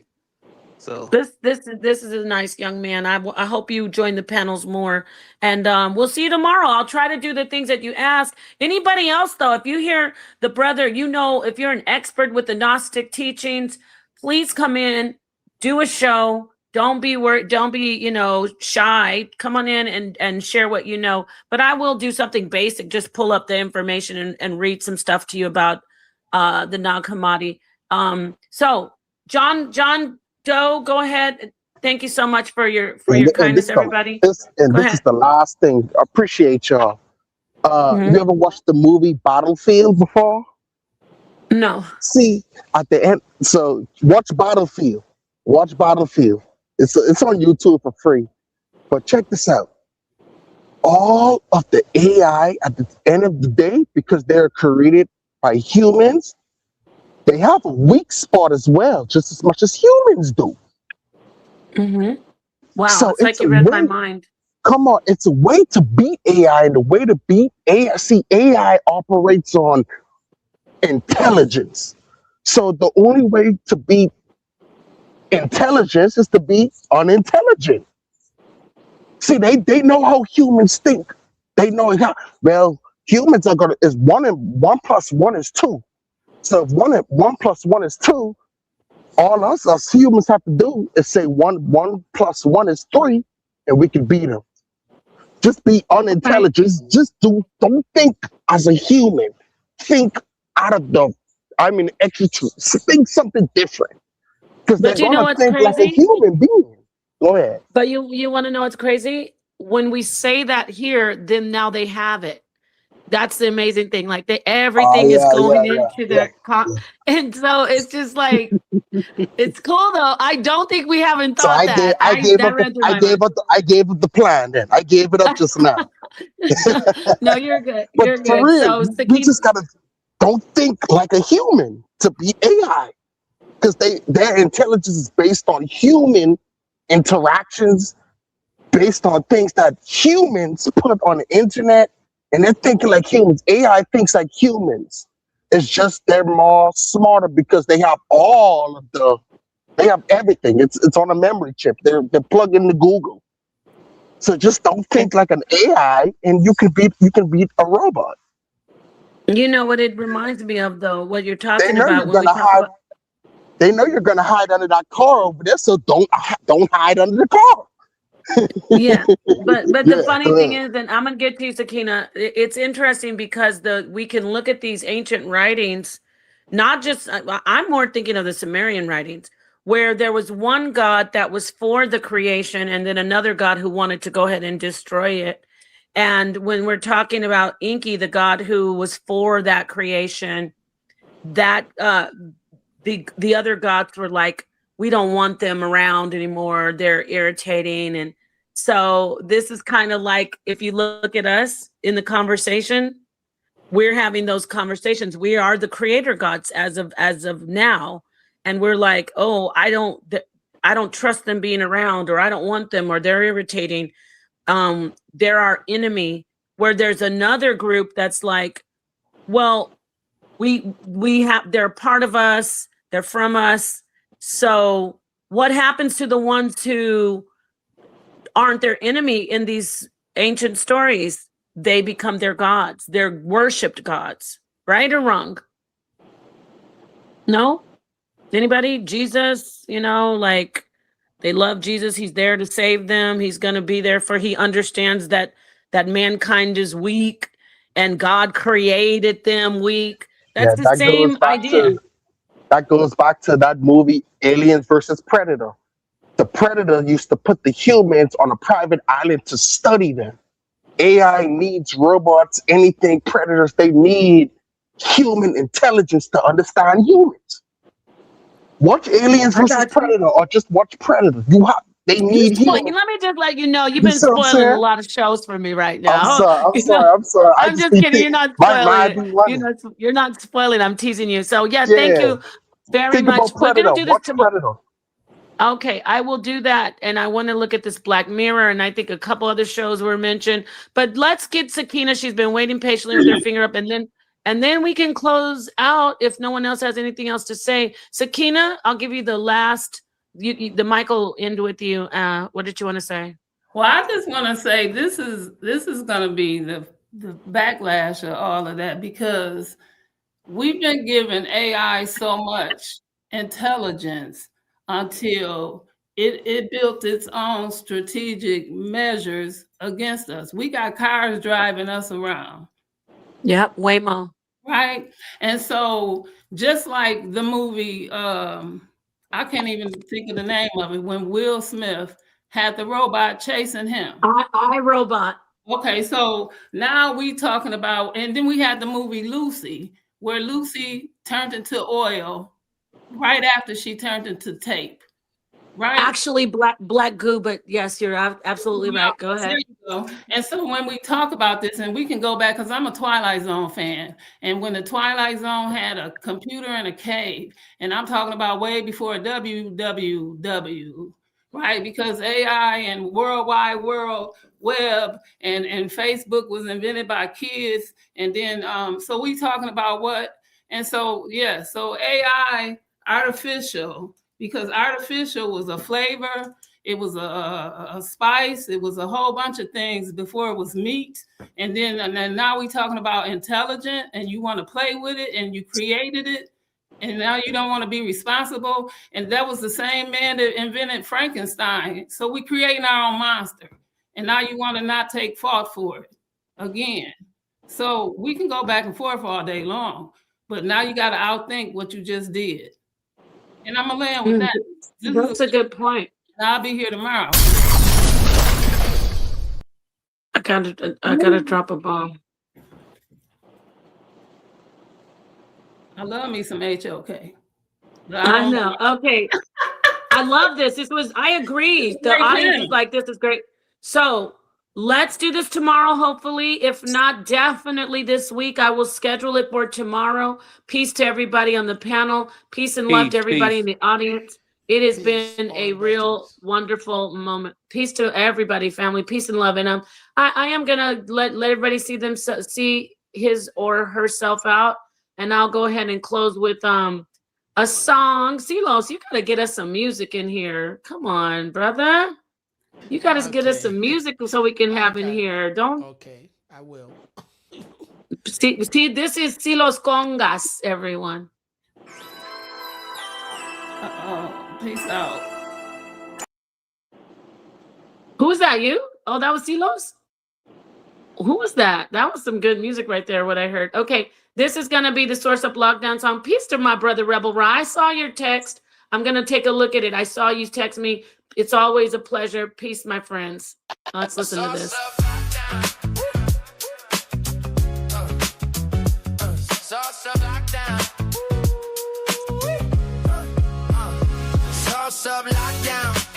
The HOK is the toughest. Don't be a pseudo, I build you up strong. Be the roughest. Sauce up lockdown.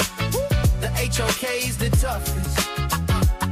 Don't be a pseudo, I build you up strong. Be the roughest.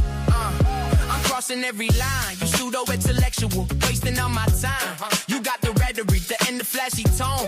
kinesthetic on the carport throne. You wanna be the best, you gotta be the best. No stumbling, the mumbling, straight scholarship. Don't power trip, follow the script, or you might get the hollow tip, solid grip, or catch a beat down with my scholars whip. Apostle and Cedric step to the podium. The pressure is burning like water on sodium. While you blinded by easy bands, the eyes can see. Say cool, wanna be Jesus out of you to be free. The spirit is the architect, the only way to shine. Said the king of the message transcending time. Hook is the key to the life that's forbidden. That say with the smoke, you better stay hidden. You talk about easy bands, chasing through you shine. But now Paul is the one with the mastermind. Buy cool food, standing in the light, skip the suntan shade. Don't come with no pseudo shit, we will put you out there. Lock down, the HOK is the toughest. Don't be a pseudo, be strong, cause we the roughest. Sauce up, lockdown, the HOK is the toughest. Don't be a pseudo, be strong, cause we the roughest.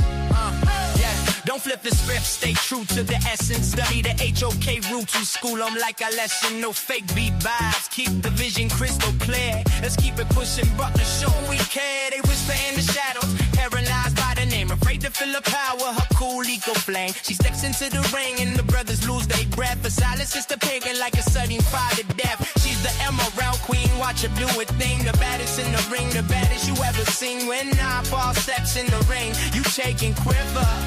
She always praying weak cause she's clever. Sauce up, lockdown, the HOK is the toughest. Don't be a pseudo, build you up strong, be the roughest. Sauce up, lockdown, the HOK is the toughest.